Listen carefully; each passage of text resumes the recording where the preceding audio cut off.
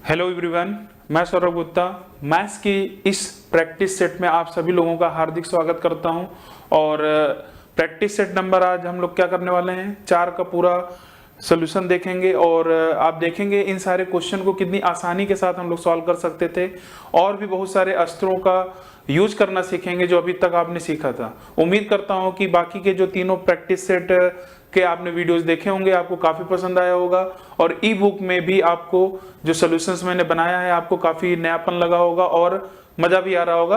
तो ऐसे ही आप अपने तरफ से पूरा एफर्ट लगाइए, जितने भी आपके वहां प्रैक्टिस सेट दिए गए हैं अपने से क्वेश्चन लगाइए, फिर उसके बाद आप ई बुक में वहां पर सोल्यूशन देखें और फिर आपको अगर वहां भी डाउट होता है तो आप इन वीडियोस का हेल्प ले सकते हैं, ठीक है। लेकिन वीडियोस तो पूरा ही देखना है, लेकिन कोशिश ये करना है कि जो प्रैक्टिस सेट आप लगा रहे हो उसको अच्छे से आप लगाते चलिए, ठीक है। तो चलिए स्टार्ट करते हैं आज का पहला क्वेश्चन, प्रैक्टिस सेट नंबर 4। देखिए ये जो क्वेश्चन है आप देख रहे हैं, इसमें लिखा गया है ये सभी को क्या करना है, लास्ट में ऐड करने के बाद लिखा गया है कि अंकों का योग ज्ञात करना है, इनका योगफल ज्ञात करना है। अब यहाँ पर इस क्वेश्चन में थोड़ा लॉजिक है, थोड़ा समझिएगा ध्यान से, नहीं तो यह क्वेश्चन आप गलत कर सकते हैं। यहाँ पर अगर इसको आप पूरा जोड़ेंगे तो आपको यहाँ देखेंगे कि एक पैटर्न बनता है। जैसे आप देख लें इस तरीके से अगर आप करोगे, ठीक है, तो अगर 1 से स्टार्ट हो रहा है तो आप तुरंत क्या लिखोगे, कहां तक जा रहा है 3 तक, तो आप लिखोगे 1 2 3 1 2 3, ठीक है।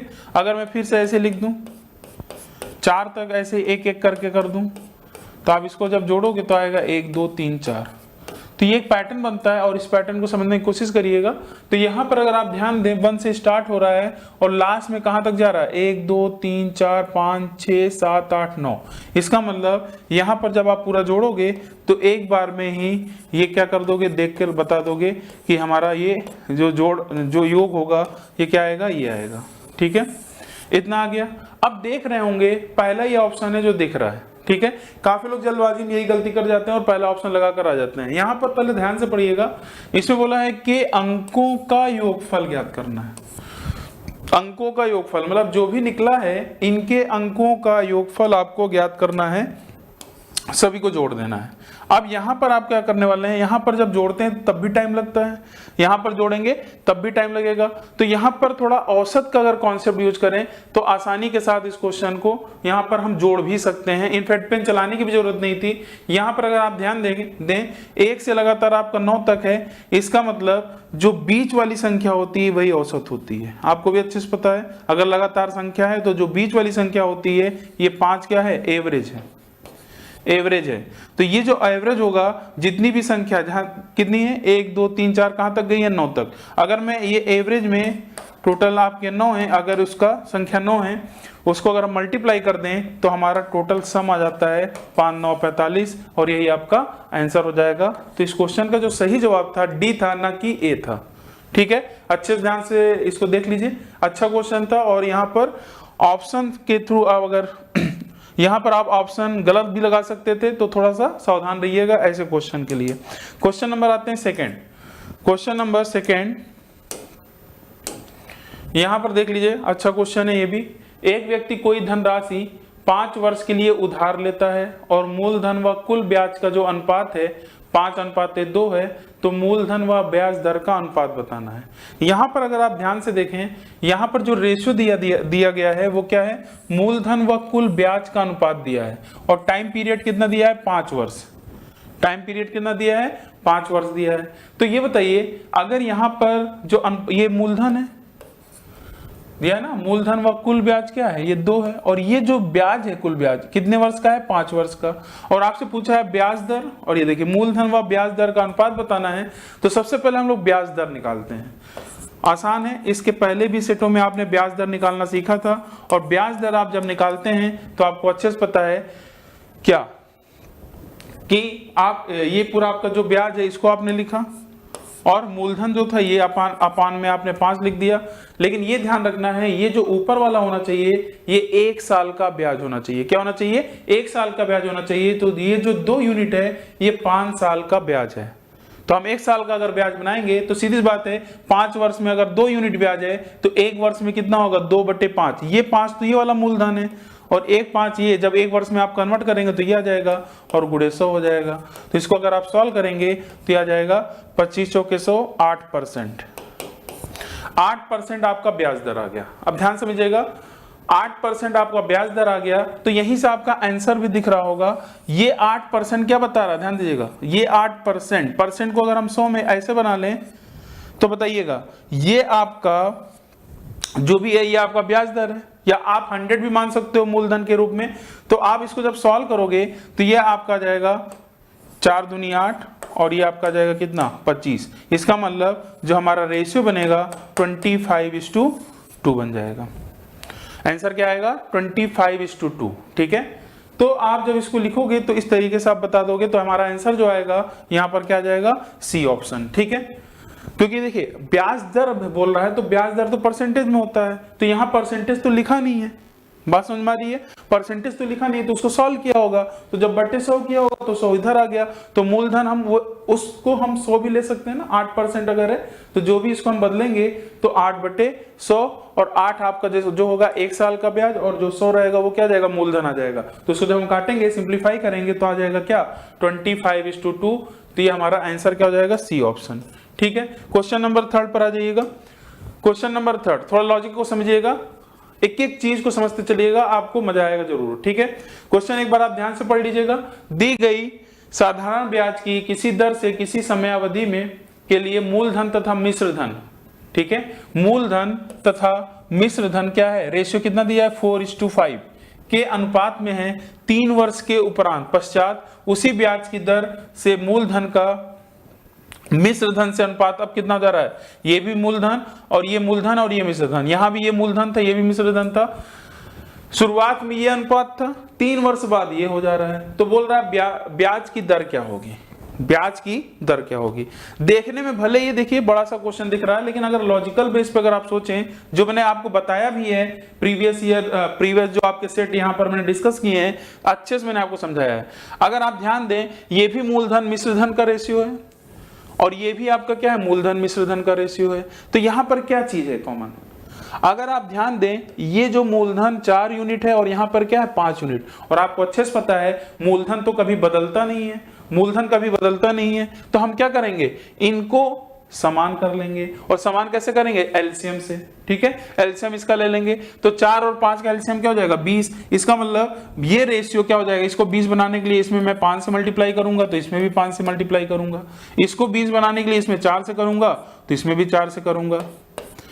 अब मैं यहीं पर लिख दे रहा हूं, यहां पर अगर ध्यान दें, चलिए मैं यहां लिख दे रहा हूं, तो ये देखिए ये बनेगा 20:25 शुरुआत वाला, और 3 वर्ष बाद का जो 3 वर्ष बाद वाला जो रेशियो बन जाएगा वो क्या बन जाएगा 20 और 28, 20 और 28। अब आप देखें मूलधन आपका समान हो गया और बस यही क्लू था। और जब मूलधन समान हो गया और ये क्या है पहले मिश्र धन 25 था अब 28 हो गया, इसका मतलब कितना 28 हो गया। इसका मतलब ये देखिए ये आपका 25 से अगर 28 हो रहा है तो हमें क्या करना है, यहां पर अगर आप ध्यान से देखें तो ये आपका कितने साल का है 3 वर्ष का है, 3 वर्ष का है। तो ऐसे भी अगर आप ध्यान से देख लें तो यहां पर अगर 3 वर्ष का है तो 1 साल में कितना हो जाएगा 1 यूनिट, उस तरीके से ब्याज के रूप में आ जाएगा। तो मैं यहां पर क्या बोलूंगा, यहां पर जो आपसे पूछा है ब्याज की दर, तो ब्याज की दर जो हो जाएगा आपका ब्याज की दर, तो ब्याज की दर आप अगर निकालेंगे तो इसमें जो गैप आ रहा है कितने का आ रहा है 3 का गैप आ रहा है, और लेकिन 3 वर्ष है तो 1 साल का कितना हो जाएगा 1 ही यूनिट रहेगा, 1 साल का आपका 1 ही यूनिट रहेगा। और अपॉन कितना, ये जो आपका बदल गया है ना मूलधन 1/20 गुणे 100, आंसर कितना जाएगा 5%, आंसर कितना आएगा 5%। एक बार आप देख लीजिए अच्छे से आपको समझ में आ गया होगा, और कहीं भी दिक्कत होगी तो आप रिपीट कर लीजिएगा। ठीक है,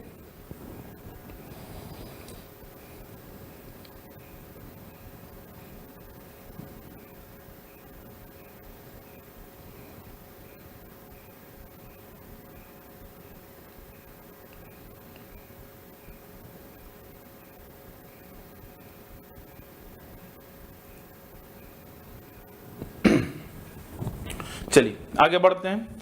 तो ये आपका हो गया कितना आया 5%। ठीक है, question number fourth, question number fourth आप देख लीजिए। कोई निश्चित धनराशि पर 5% वार्षिक दर से 3 वर्षों का चक्रवृद्धि ब्याज कितना है? 1261 रुपए है। तो यह धनराशि कितनी है? यह धनराशि कितनी है? तरीके देखिए बहुत हैं, आप आराम से इस क्वेश्चन को लगा सकते हैं, लेकिन यहाँ पर देखिए हर बार मैं कुछ ना कुछ नई चीज आपको बताऊंगा और उसको आप थोड़ा ध्यान से देखिएगा, ठीक है। यहाँ देखिएगा, यहाँ पर चक्रवृद्धि ब्याज दिया है तो डायरेक्ट मैं फार्मूला लगाता हूं। यहाँ पर फार्मूला क्यों लगाऊंगा इसका रीजन भी मैं अभी आपको बताऊंगा। CI बराबर P1 plus R by 100 1 plus R by 100 की पावर n, ठीक है। यहां पर अगर आप ध्यान दें -1 हो जाएगा, ठीक है। इस तरीके से आपको इसको लगाना है। यहां पर आप क्या करिए, ये फार्मूला अप्लाई करिए और इस फार्मूले अप्लाई करने के बाद आप यहां पर वैल्यू को पुट करेंगे तो आपका मान कुछ ना कुछ यहां पर आ जाएगा। और यहां पर हम लोग डिजिटल सम लगा सकते हैं। सबसे इंपॉर्टेंट क्या है, इस फार्मूले में आप क्या कर सकते हैं, डिजिटल सम अप्लाई कर सकते हैं। और जब डिजिटल सम अप्लाई करेंगे तो आप अपने कैलकुलेशन को क्या कर सकते हैं, आसान बना सकते हैं। और मैंने आपको बताया भी था कि डिजिट सम का यूज हम लोग ब्रह्मास्त्र की तरीके से यूज कर सकते हैं, ठीक है, ब्रह्मास्त्र तरीके से यूज कर सकते हैं। तो चलिए यहां पर आप इसका आंसर बता सकते हैं क्या आएगा। आप एक बार वीडियो को पॉज करिए और बताइए इसका आंसर यहां पर क्या आ रहा है, ठीक है। चलिए उम्मीद करता हूं आपका आंसर आ गया होगा। तो ये फार्मूला अगर आप देख रहे हैं तो यहां पर CI आपका दिया है 1261 और यहां पर पूछा है P की वैल्यू पूछ रहा है 1 प्लस R बाई 100 को हम क्या कर सकते हैं 5% ही लिख दीजिए। और यहां से पावर n कितना टाइम दिया है, टाइम आपका दिया है 3 वर्ष -1। अब या तो इसको पूरा सॉल्व करके आप निकाल लो, उससे भी बेस्ट होगा क्या, अपने कैलकुलेशन को आसान बनाने के लिए डिजिट सम का हम यूज कर सकते हैं। कैसे यूज करेंगे समझिएगा। LHS में जो डिजिट सम आएगा RHS में भी वही डिजिट सम आएगा। तो एक काम करते हैं, LHS का जो डिजिट सम है उसको निकाल देते हैं। 6 2 8 1 9 की कहानी खत्म, बचा क्या 1। LHS का जो डिजिट सम आ रहा है, LHS का जो डिजिट सम आ रहा है वो 1 आ रहा है। इसका मतलब RHS का भी क्या आना चाहिए, 1 आना चाहिए। अब P, पहले तो हम लोग इसका डिजिट सम निकालेंगे, फिर P का डिजिट सम निकालकर टैली कर लेंगे हमारा कौन सा आंसर है। यहां पर परसेंटेज और दशमलव पर डिजिट सम का कोई फर्क नहीं पड़ता। तो 5 1 6 का क्यूब क्या होता है 216 और 216 का अगर हम डिजिट सम निकालेंगे तो 9 आ जाएगा और 9 - 1 क्या आ जाएगा 8 आ जाएगा। तो RHS का जो डिजिट सम आएगा P × 8, इसका जो आ जाएगा इसका डिजिट सम 8। इसका मतलब अब आप ध्यान समझिएगा, P की वैल्यू जो भी होगी, P का जो डिजिट सम आएगा, जो यहाँ पर ऑप्शन है, ऑप्शन में जाएंगे और इसका डिजिट सम निकालेंगे और इनका मल्टीप्लाई करने पर जो भी डिजिट सम 1 आ रहा होगा, मतलब मल्टीप्लाई करने पर डिजिट सम अगर 1 आ रहा होगा तो वही हमारा आंसर हो जाएगा। क्यों? क्योंकि इसका RHS का जो डिजिट सम होगा वो LHS के डिजिट सम क्या होंगे, दोनों बराबर होंगे आपस में। तो चलिए चेक करते हैं। अगर 8 यहां पर देखिए, अगर मैं इसका डिजिट सम निकालूं तो 9 आएगा और 9 8 72 और 72 का डिजिट सम 9 ही रहेगा। इसका मतलब ये आपका आंसर नहीं हो सकता। 8 4 12 और 12 को फिर जोड़ देंगे कितना आएगा 3 और 8 3 24। इसका 6 आ रहा है डिजिट सम, तो ये भी नहीं होगा क्योंकि हमारा 1 आना चाहिए, क्योंकि LHS का डिजिट सम क्या आ रहा है 1 आ रहा है। 7 5 12 ये भी नहीं होगा, बचा क्या, एक ही ऑप्शन है भाई। 3 एलिमिनेट हो गए तो बचा यही, चाहे चेक कर लो वही होगा। 8 28 64 और 64 को अगर मैं फिर जोड़ दूंगा क्या 6 + 4, इसका डिजिट सम क्या आ गया 10। 10 का मतलब 1 ही तो चाहिए था, ठीक है। तो हम अपने कैलकुलेशन को क्या कर सकते हैं, आसान बना सकते हैं। इसके पहले मैंने आपको ट्री मेथड वाले के कॉन्सेप्ट से आपको पिछले प्रैक्टिस सेट में कराया था। ऐसे आगे बढ़ते जाएंगे, कुछ ना कुछ नई चीजें मैं आपको बताता रहूंगा। उम्मीद करता हूं कि आपको अभी तक सारी बातें अच्छे से समझ में आ गई होंगी। अब हम लोग आते हैं नेक्स्ट क्वेश्चन पर, ठीक है। नेक्स्ट क्वेश्चन पर आते हैं, ध्यान दीजिएगा। क्वेश्चन नंबर 5, क्वेश्चन नंबर 5 यहां देखिएगा। ए किसी काम को 12 दिन में कर सकता है और बी ए से 60% तक अधिक कार्यकुशल है। बी ए से 60% तक अधिक कार्यकुशल है। बताइए बी उस काम को कितने दिन में करेगा, ठीक है, कितने दिन में करेगा, ये चीज आपको निकालना है। अब यहां समझिएगा ध्यान से, जब भी परसेंटेज में आता है तो सबसे पहले इस परसेंटेज को ब्रेक कर लीजिए। 60% को हम लोग बोलेंगे 3/5। क्या बोलेंगे 3/5। क्लियर है। अब यहां पर ए किसी काम को 12 दिन में कर सकता है, बी ए से, यहां ध्यान दीजिएगा, बी ए से 60% तक अधिक कार्यकुशल है। बी ए से, यहां पर देखिए ए और बी मैंने लगा दिया, बी ए से 60% तक अधिक कार्यकुशल है, मतलब ए वाला जो होगा वो नीचे होगा और इतना अधिक है, मतलब 3 अगर अधिक है तो बी की जो आ जाएगी ये 8 आ जाएगी। और ये क्या है, कार्यकुशलता की बात कर रहा है, तो ये किसका अनुपात आ गया, क्षमता का अनुपात आ गया। क्लियर है। और ये क्या आ गया आपका, क्षमता का अनुपात आ गया। तो यहां पूछा है बताइए बी उस काम को कितने दिन में पूरा करेगा। अब सीधी सी बात है, अगर हमें पता है ए किसी काम को 12 दिन में कर रहा है तो यहां से हम टोटल काम निकाल लेंगे, और क्षमता का मतलब ये क्या है, 5 यूनिट। ये एक दिन में ए के द्वारा किया गया काम कितना है, 5 यूनिट, तो 12 दिन में वो कितना कर लेगा, 12 दिन में 12 पंजे 60 काम। और ये जो 60 काम होगा ये टोटल काम होगा, क्या होगा, टोटल काम। अब बी उस काम को कितने दिन में करेगा, तो बी की आपको पता ही है, तो बी का अगर पता है तो 60/8, और जब 7/8 करेंगे तो 8 सत्ते 56, ध्यान दीजिएगा 8 सत्ते 56 हो गया, 7 सही 1/2 दिन हो गया, 7 सही 1/2 दिन हो गया। यहां पर आप, मैंने आपको ये चीज बताया भी है, यहां पर फिलहाल अभी तो नहीं बताया है, लेकिन ये चीज मैंने आपको उसमें डिस्कस भी किया था, मैजिक ऑफ 7 और 8। मैजिक ऑफ 7 एंड 8 का मतलब ये है कि 7 और 8 का ऐसा मैजिक जादू कि हम किन्हीं भी 2 अंकों की संख्या या 3-4 अंकों की संख्या अगर दी गई हो तो हम उसका डिवाइड करके तुरंत आंसर बता सकते हैं। तो ये भी चीज मैं अपने कोर्स में डिस्कस करता हूं, तो इस बात का ध्यान रखिएगा। कैलकुलेशन ट्रिक बहुत इंपॉर्टेंट है। जैसे मान लीजिए मैं कोई भी अंक लिखूंगा, जैसे मान लीजिए मैंने लिखा है यहां पर 47/8, 47/8 इसकी वैल्यू क्या हो जाएगी, तो आप क्या करते हैं पूरा डिटेल में करते हैं, मतलब भाग देंगे दशमलव में जाएगा तो वहां दिक्कत हो गई, लेकिन यहां पर 5.875 ये आपका आंसर हो जाएगा, एक बार में हो जाएगा। तो ये कैसे हो रहा है, इसके लिए सारी चीजें आपको थोड़ी सी दशमलव वाली वैल्यूज याद करनी पड़ेंगी और उसके बाद इस पे प्रैक्टिस करना होगा, क्योंकि बहुत ही यूजफुल है। 8 और 7 परसेंटेज में भी काम आएगा, कैलकुलेशन में भी देखिए आराम से हम यूज में ले रहे हैं, तो आपकी स्पीड खुद ही बढ़ जाएगी अपने आप। तो यहां पर इस क्वेश्चन का जो जवाब होगा क्या होगा, सी हो जाएगा। ठीक है, इस क्वेश्चन का सही जवाब क्या है, 7 सही 1/2 दिन। क्वेश्चन नंबर 6 बता दीजिएगा, एक बार चेक कर लीजिए। क्वेश्चन नंबर जो 6 है, अच्छा क्वेश्चन है, थोड़ा ध्यान से देखिएगा। एक आयत के विकर्ण की लंबाई और चौड़ाई क्रमशः क्या दिया है, 12.5 सेंटीमीटर और 3.5 सेंटीमीटर है। इसकी परिधि का मतलब पेरीमीटर आपसे पूछ रहा है। तो सबसे पहले यहां पर हम लोग क्या करते हैं, फिगर बनाते हैं। यहां पर फिगर बनाते हैं, ये आयत है, जो विकर्ण की लंबाई है, मान लीजिए ABCD ये मैंने दे दिया आयत का नाम, ये इसका, ये विकर्ण जो है 12.5 सेंटीमीटर है, चौड़ाई कितनी दी गई है 3.5 सेंटीमीटर। इसका मतलब मुझे कहीं ना कहीं लंबाई निकालना पड़ेगा। तो यहां पर हम लोग क्या लगा सकते हैं, पाइथागोरस प्रमेय से, आपको फार्मूला पता है पाइथागोरस प्रमेय क्या होगा, कर्ण का स्क्वायर, इसमें लगा देंगे कर्ण का स्क्वायर बराबर लंब का स्क्वायर प्लस आधार का स्क्वायर। ठीक है, इस तरीके से करते हैं। तो यहां पर आप इसको लगा सकते हैं, ये आपका वृत्त हो गया, ये आपकी लंबाई होगी, उसके स्क्वायर के कर देंगे। लेकिन यहां पर हम लोग लगाने वाले हैं क्या, magic of Pythagorean triplet. Pythagorean triplet का क्या मैजिक है, ये भी इंपॉर्टेंट है, पाइथागोरियन ट्रिपलेट कैसे लगेगा। अब थोड़ा सोचिएगा, आप सोचेंगे सर दशमलव में कैसे लग जाएगा, आप थोड़ा समझिएगा। जो 90 डिग्री के सामने होगा ये सबसे बड़ी भुजा होगी, तो मान लीजिए मैंने यहां लिखा 12.5, इसके बगल मैंने लिखा मैंने 3.5। जब भी दशमलव में आए या कैसे भी आए, तो आपको बेसिक स्ट्रक्चर पता होना चाहिए, ट्रिपलेट की पूरी कहानी आपको पता होना चाहिए, कैसे कैसे क्या होता है।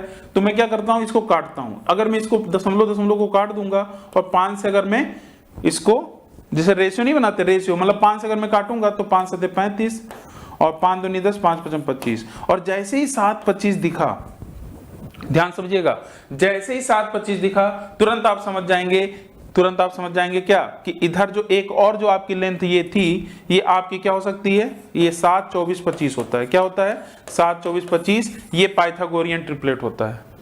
ठीक है, ये पाइथागोरियन ट्रिपलेट होता है। अब आप खुद समझिएगा, इसका मतलब आपने क्या किया, इसका दुगना 12.5 का दुगना 25 आया, 3.5 का दुगना 7 आया, इसका मतलब 24 का 12 का दुगना कितना आ रहा होगा, 24 आ रहा होगा। इसीलिए उल्टा समझ लीजिए, 7 का आधा 3.5, 25 का आधा 12.5, तो 24 का आधा कितना आ जाएगा, 12 आ जाएगा। ये लंबाई हमारी आ गई। ये समझाने में टाइम लगा जो भी 1 मिनट लगा, लेकिन ये चीज आप जब प्रैक्टिस करेंगे, आप अच्छे से देखेंगे, अच्छे से आपको समझ में आ जाएगा कि कैसे हमने ट्रिपलेट अप्लाई किया। और पेरीमीटर का फार्मूला क्या हो जाता है, फार्मूला क्या, सम ऑफ ऑल साइड्स, ये भी 3.5 होगा और ये 12 होगा। चाहे तो डायरेक्ट आप जोड़ दीजिए 24 और 7, 24 और 7 आप यहां से भी देख सकते थे डायरेक्ट। 24 और 7 कितना हो जाएगा, 31 हो जाएगा। यही आपका आंसर है, 31 सेंटीमीटर। क्लियर है, बात समझ में आ रही है। चाहे तो आप फार्मूला भी लगा सकते हैं, P बराबर 2L+B, यही होता है sum of all sides. Sum of all sides होगा। तो ट्रिपलेट कैसे लगाया, समझ में आया कि नहीं आया, नहीं समझ में आया, एक बार फिर से आप देख सकते हैं। क्वेश्चन नंबर आते हैं 7, क्वेश्चन नंबर 7, ठीक है, मेंसुरेशन का क्वेश्चन है। 7 सेंटीमीटर व्यास के गोले का सतह क्षेत्रफल ज्ञात कीजिए। ठीक है, गोले का सतह क्षेत्रफल आपको ज्ञात करना है और आप देख रहे हैं ये 7 सेंटीमीटर व्यास है, तो d बराबर जो होगा 7 सेंटीमीटर है, तो रेडियस क्या हो जाता है, इसका आधा। ठीक है, तो गोले के सतह का जो क्षेत्रफल होता है वो क्या होता है, आपको पता होना चाहिए। सरफेस एरिया जो होगा, गोले को हम लोग क्या बोलेंगे इंग्लिश में, स्पेयर। ठीक है, और इसका एरिया क्या हो जाएगा, 4πr²। ठीक है, तो यहां पर जब आपने देखा r² जब लिखेंगे तो कहीं ना कहीं 4 ये कट जाएगा, तो बचेगा क्या, 22/7 गुणे ये 7 हो जाएगा। और इसका मतलब ये बन जाएगा क्या, कहीं ना कहीं आपको इनडायरेक्टली दिख रहा होगा कि πr², जो आप सर्कल में एरिया पढ़ते हैं, और वहां पर सर्कल का भी एक जबरदस्त कॉन्सेप्ट है। वो अभी बस इतना समझ लीजिए, जो सर्कल का जबरदस्त कॉन्सेप्ट है, वहां पर आप देखते होंगे कितनी बार आपका आंसर 154 आ जाता है। ठीक है, जब रेडियस 7 हो जाता है, उसका अगर हम दुगना कर दें फिर 3 गुना कर दें, तो उसमें एक पैटर्न बनता है और उस पैटर्न को समझना भी बहुत जरूरी है। और वो पैटर्न कम से कम 20-25 मिनट का लेक्चर हो जाएगा। तो ऐसे देखिए कि हमने देखा कि ये यहाँ पर अगर आप रखोगे तो ये आप थोड़ा सा मतलब सोच सकते हैं कि 4 कट जाएगा। क्यों, क्योंकि 7/2 2 कट गया, इसलिए कहीं ना कहीं ये πr² के जैसा बन गया, जहां पर r क्या हो गया, 7 हो गया। और जब भी अगर ऐसा होता है तो हमारा आंसर क्या आता है, 154। अब आप बोलेंगे ये कैसे हो गया, तो इसको आप सॉल्व करके देख लो, यही आंसर आने वाला है। 4 गुणे 22/7 गुणे r की वैल्यू क्या आ जाएगी, 7/2 इंटू 7/2, 2 से 2 ये कट गया, 4 कट गया। अब यहाँ 7 से 7 कट गया, 22 गुणे 7, 7 दूनी 14, 7 दूनी 14 और 1 15, 154 सेंटीमीटर स्क्वायर, ये आपका आंसर हो जाएगा। ठीक है, और देखिए ये सारी चीजें तभी आपकी स्ट्राइक करेंगी जब आप पूरी मैथ्स अच्छे से कंप्लीट किए रहेंगे, तभी आप 2-3 कदम आगे रहेंगे। ठीक है, आप तुरंत देखते ही समझ पाएंगे, ऑप्शन पे आपकी नजर बराबर रहेगी, जिससे आप तुरंत आंसर को टिक करके आगे बढ़ जाएंगे। ठीक है, बहुत ही इंपॉर्टेंट नंबर है, ध्यान रखिएगा, 154। ठीक है, क्वेश्चन नंबर 8 ये आ गया सिंप्लीफिकेशन से क्वेश्चन। यहां पर आपको क्या करना है, इसका मान बताना है। यहां पर आपको क्या करना है, इसका मान बताना है। एक बार आप देख लो और इसका आंसर बताइए जल्दी से।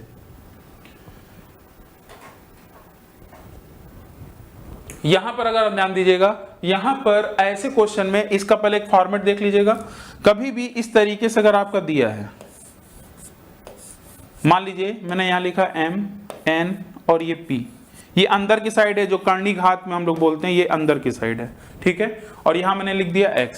तो इसका जो तरीका होता है, घातांक और कर्णी का जो रूल है, इसको जब आप पूरा पढ़ते हैं, पूरा तोड़ेंगे, ब्रेक करेंगे, तो इसका और इसका आपस में मल्टीप्लाई कर देते हैं, M इंटू N और P, MNP हो जाता है। तो वही चीज यहां भी करना है, वही चीज यहां भी करना है। यहां पर क्या करना है, ये जो आपको देख रहा है ना, ये क्यूब रूट है, फिर स्क्वायर रूट है, फिर स्क्वायर रूट है। तो आप क्या करिए, अगर यहां पर देखा जाए तो कहां क्या दिख रहा है, यहां पर 2 होगा, यहां पर भी 2 होगा, तो 2 दूनी 4, 4 3 12, और ये क्या आ गया, 4.096 इंटू 10 की पावर -9। अगर इसको आप ध्यान से देखें तो इसको मैं क्या लिख सकता हूं, 4096 इंटू 10 की पावर -12 लिख सकता हूं। क्या लिख सकता हूं, -12 लिख सकता हूं।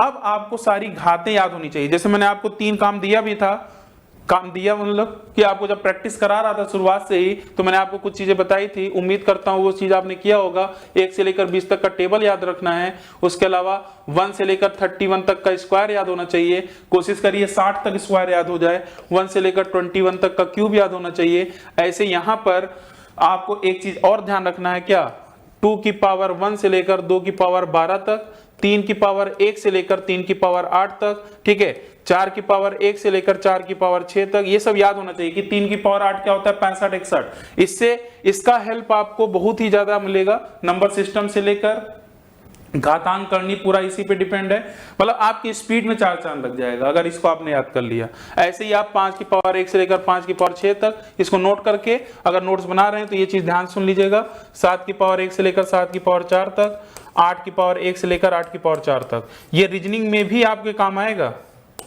जो पैटर्न, जो सीरीज टाइप के क्वेश्चन जो बनते हैं उस पे आप क्वेश्चन को जल्दी आप सोच पाएंगे कि क्या होने वाला है। अब जैसे 40 96 आया, यहाँ पर क्या है, करनी घात 12 है, तो 40 96 को फैक्टर करना है, फैक्टर करने में टाइम चला जाएगा, लेकिन अगर आप याद किए होंगे तो तुरंत आप बता देंगे कि 2 की पावर 12 40 96 होता है। बात समझ में आ रही है? तो हम क्या लिखेंगे यहाँ से, इसको अगर हम देखेंगे फैक्टराइज करेंगे तो एक ही तो पेयर बनेगा भाई, 12 का बार मतलब क्या, इस 12 का मतलब क्या है, फैक्टराइज करने के बाद 12 12 का पेयर निकालना है, और ये भी ऑलरेडी 12 है तो इंटू 10 की पावर -1, इसको सॉल्व करेंगे, ये बटे 10 आएगा तो आंसर क्या आ जाएगा 0.2। आंसर क्या आएगा 0.2। उम्मीद करता हूं कि आपको अच्छे समझ में आ रहा होगा। इसका आंसर क्या जाएगा, सी ऑप्शन।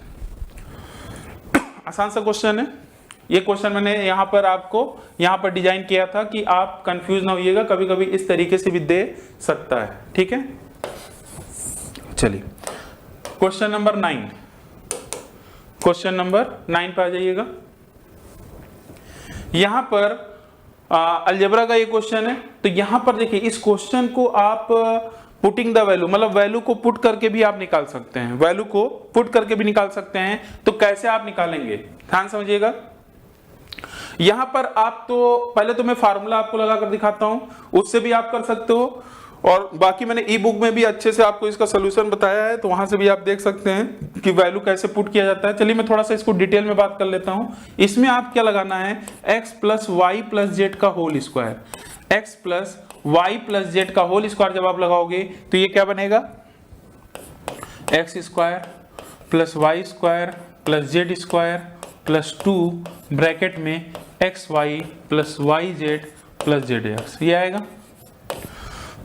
चलिए तो यहां से इसकी वैल्यू क्या है 19 का स्क्वायर, 19 का स्क्वायर 361, इसकी वैल्यू क्या है 133, ये वैल्यू 133 है, इधर आएगा तो क्या जाएगा -133, और ये जब इधर आएगा तो 2 से हम डिवाइड भी कर देंगे, तो इस साइड जो आपका आ जाएगा क्या आ जाएगा। और एक चीज और ध्यान रखिएगा, जेड एक्स की वैल्यू क्या है, वाई स्क्वायर है, तो मैं यहां पर जेड एक्स का मान क्या रख दूंगा, वाई स्क्वायर रख दूंगा, क्या रख दूंगा, वाई स्क्वायर। तो 2 तो इधर आ चुका है, यहां से बचेगा फिर x Y plus Y z, तो मैं वाई कॉमन ले लूंगा, अंदर बचेगा क्या एक्स प्लस जेड, और प्लस जेड एक्स को हम क्या लिख सकते हैं, प्लस वाई स्क्वायर। ये इतना हो गया, ध्यान समझिएगा, एक बार में मैंने कर दिया है।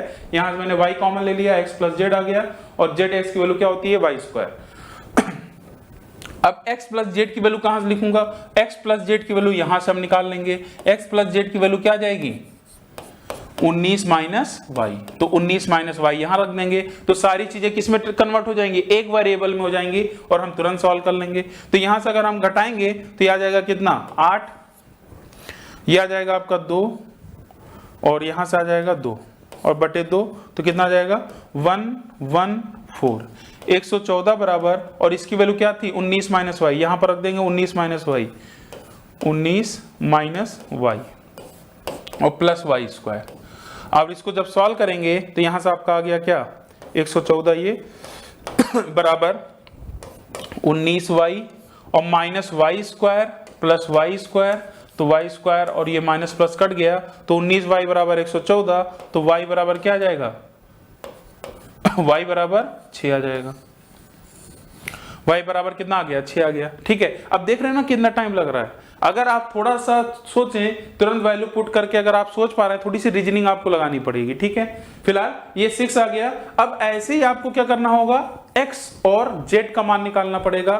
तो फिर आप क्या करेंगे, y की वैल्यू रखकर फिर एक कुछ ना कुछ आपको फार्मूला लगाकर फिर x और z का भी मान आप निकाल सकते हैं, ठीक है। लेकिन हम यहां से भी थोड़ा सा यूज में इसको ले सकते हैं। कैसे यूज में लेंगे, थोड़ा सा आपको वैल्यू पुट करना थोड़ा आसान हो जाएगा, ठीक है, क्योंकि 3 वेरिएबल को सोचना थोड़ा सा टफ हो जाता है। अगर आप यहां तक भी निकाल लिए हैं, अगर पहले निकाल ले रहे हैं तो अच्छी बात है, ठीक है, उसको भी मैं अप्रोच बताऊंगा जिससे आपको समझ में आए। मान लीजिए y की वैल्यू 6 आ गई, समझिएगा, इसके मतलब यहां पर y की वैल्यू अगर 6 होगी तो क्या आएगा, 6 का स्क्वायर 36। अब आपको अपना दिमाग ये लगाना है कि z और x का ऐसा क्या कॉम्बिनेशन हो सकता है कि आपका 36 आ जाए। तो आप बोलोगे सर z की वैल्यू 12 और x की वैल्यू 3 भी हो सकती है, 12 3 36, ठीक है। लेकिन अगर 12 3 36 यहां पर सही है तो ये इसको भी सेटिस्फाइड करना चाहिए और इसको भी सेटिस्फाइड करना चाहिए।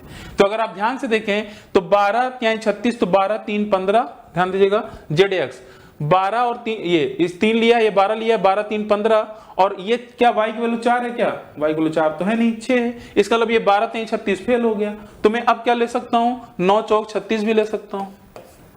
चलिए चेक कर लेते हैं। अगर 9 चौक 36 मैंने लिया तो इसका मतलब ये सभी को, इसको भी सेटिस्फाइड होना चाहिए। तो यहां पर देखिए y की वैल्यू अगर 6 है और x की वैल्यू में अगर 9 ले लूं और z की वैल्यू में 4 ले लूं तो 6 4 10, 9 कितना हो जाएगा, 19। ये सेटिस्फाइड हो गया, ये सेटिस्फाइड हो गया।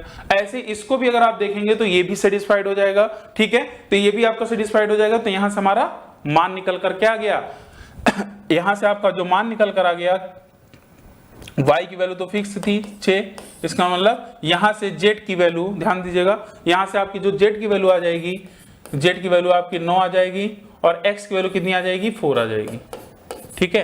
तो 9 - 4 कितना हो जाएगा, 5। अब आप बोलोगे सर x की वैल्यू 9 भी हो सकती है और z की वैल्यू 4 भी हो सकती है। यहां पर देखिए मैंने उल्टा लिखा है, लेकिन ये ऑप्शन पे डिपेंड करता है, क्योंकि यहां पर अगर आप ध्यान से देखें, यहां पर, क्योंकि यहां पर जो ऑप्शन है, ठीक है, ऑप्शन में अगर आप देखेंगे तो यहां पर आपका माइनस आ सकता था, क्योंकि अगर z की वैल्यू मैं 9 ले रहा हूं तो 9 - 4 5, 9 - 4 बराबर 5। अगर मैं 4 - 9 लिखूंगा तो आएगा -5, ऑप्शन में है नहीं, ठीक है, ऑप्शन में है नहीं। तो इसका मतलब हमारा आंसर क्या आएगा, 9 - 4 बराबर 5। तो इस क्वेश्चन का जो सही जवाब होगा वो क्या हो जाएगा, 5 हो जाएगा, ठीक है। बात समझ में आ रही है।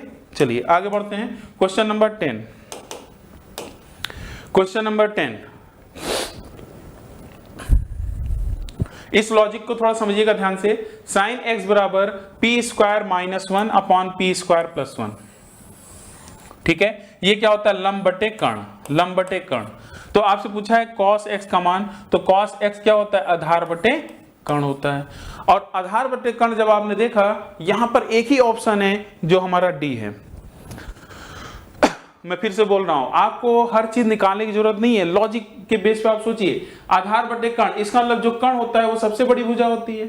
इसका मतलब जो कर्ण है यहाँ पर p² + 1 है, आधार बटे जब कर्ण होगा तो वो कर्ण भी क्या होगा, p² + 1 ही तो होगा, क्योंकि एक ही ऑप्शन में है जो नीचे की साइड क्या है, p² + 1, यहां नहीं है, यहां नहीं है, यहां नहीं है, खत्म कहानी। 1 सेकंड का क्वेश्चन था, ठीक है। बाकी तो आप लगा सकते हैं पाइथागोरस प्रमेय से, और एक मैंने बताया भी था प्रैक्टिस सेट के, जो पिछला आपका जो 3 प्रैक्टिस सेट हुए हैं उनमें मैंने एक चीज बताया भी था, p² - 1 है, ठीक है, और उसके अलावा p² + 1 यहां दिख रहा है, तो एक आपका बन रहा था 2p बन रहा था। वहां पर मैंने बताया था आपको, क्या ध्यान दीजिएगा, शायद आप भूल गए होंगे, a² - b² 2ab और a² + b²। ये पाइथागोरियन ट्रिपलेट का जनरलाइज फॉर्मेशन है, ठीक है। बस यहां पर क्या हुआ, यहां पर जो आपने यहां b लिखा था, यहां पर b की वैल्यू 1 ले ली गई है, 1 ले ली गई है, ठीक है। तो वहां से भी आप समझ सकते थे कि हमारा जो आधार होगा वो 2p हो जाएगा। क्या हो जाएगा, आधार 2p हो जाएगा, ठीक है। तो अगर पहले नहीं देखें तो उनको आप जरूर देखिए, वहां से भी बहुत कुछ आप सीख सकते हैं। क्वेश्चन नंबर आते हैं 11 पर। क्वेश्चन नंबर 11 एक बार आप पढ़ लीजिएगा।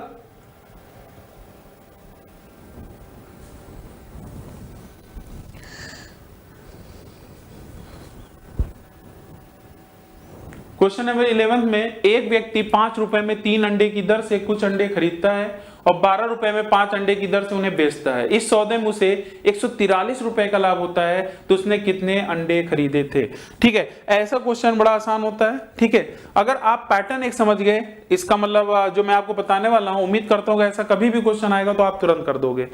यहां पर आपका रुपए दिया है, यहां पर आपका ये प्राइस है और ये क्या है, क्वांटिटी है। तो मैं क्या लिखता हूं, ध्यान दीजिएगा, मैंने पी लिख दिया और क्यू लिख दिया। क्यू का मतलब है क्वांटिटी, मात्रा, और पी का मतलब है क्या, प्राइस।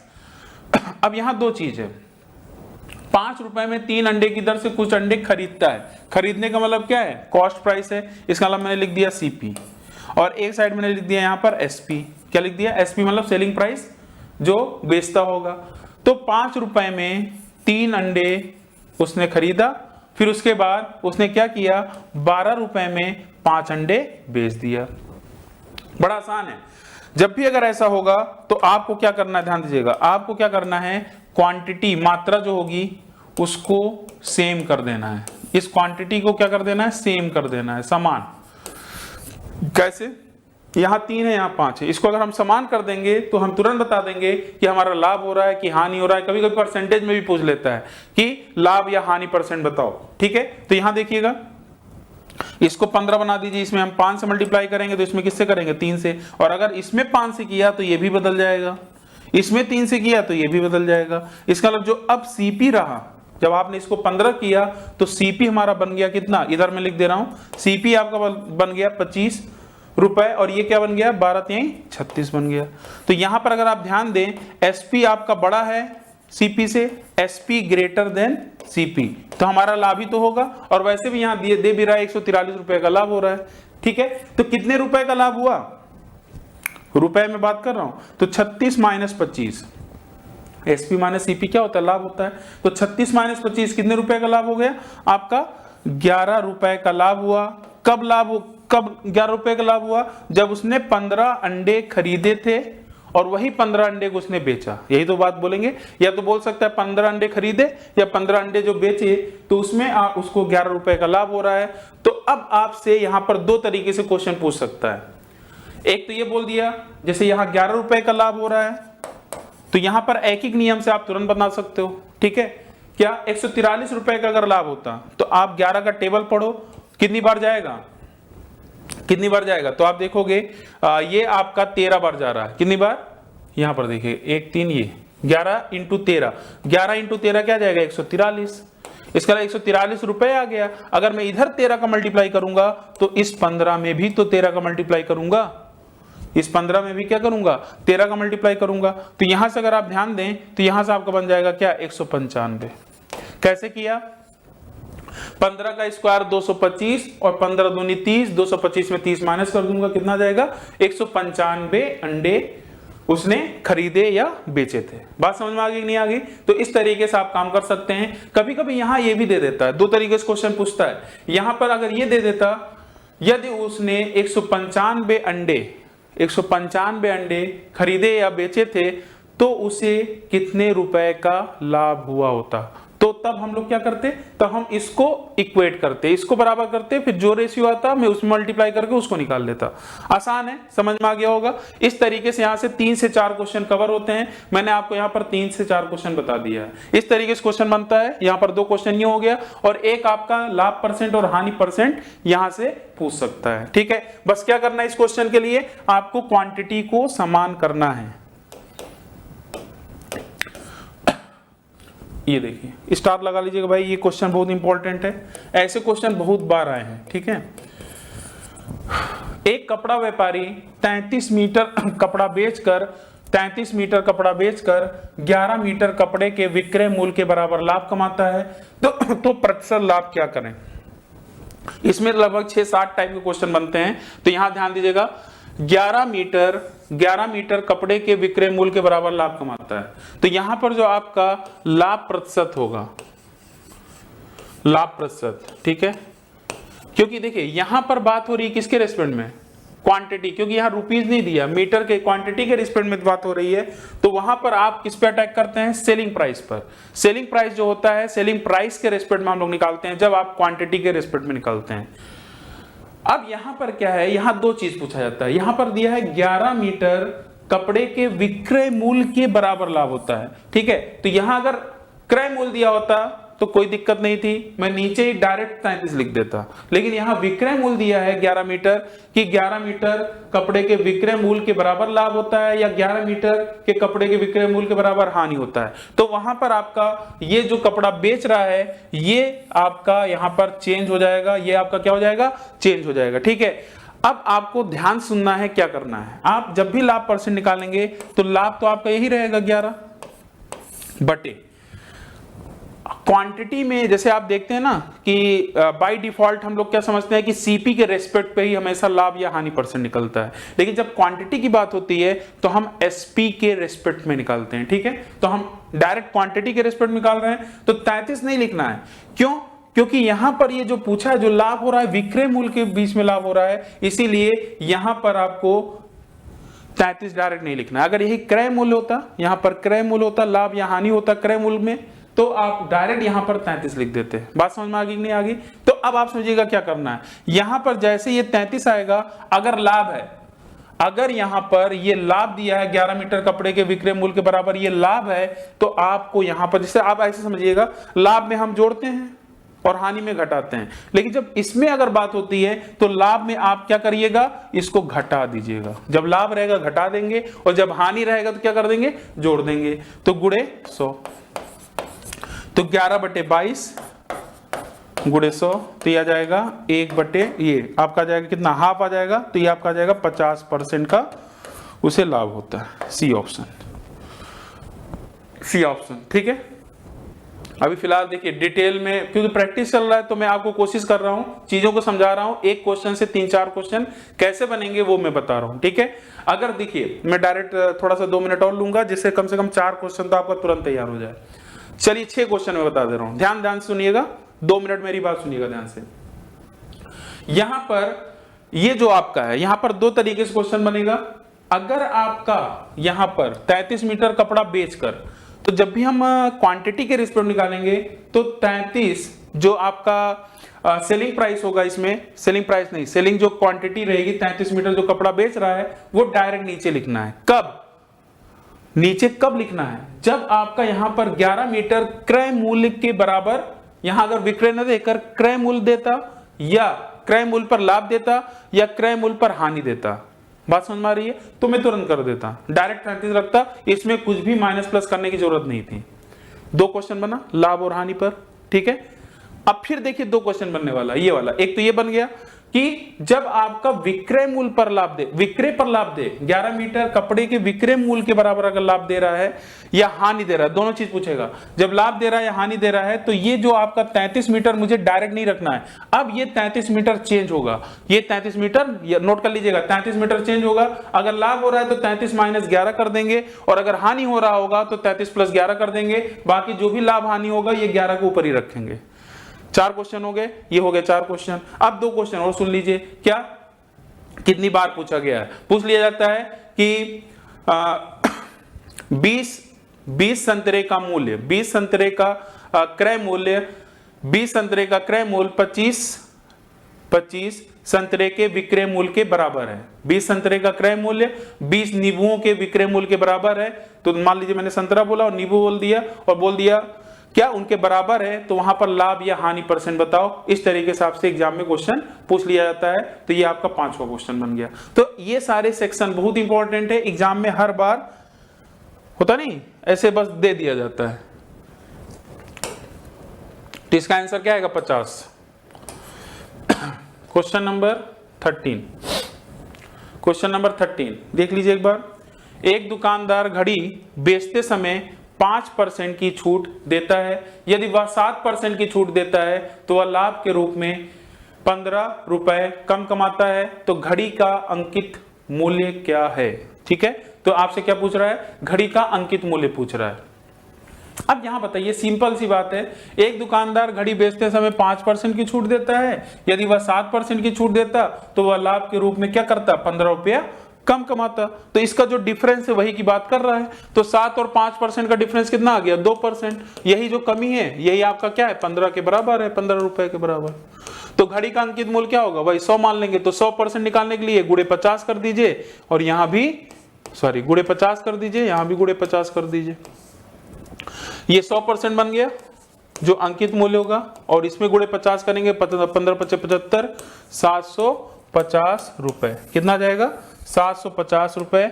और ये हमारा आंसर क्या होगा, डी ऑप्शन होगा। ठीक है, क्या होगा, डी ऑप्शन। ठीक है, क्लियर है। आगे बढ़ते हैं, क्वेश्चन नंबर 14।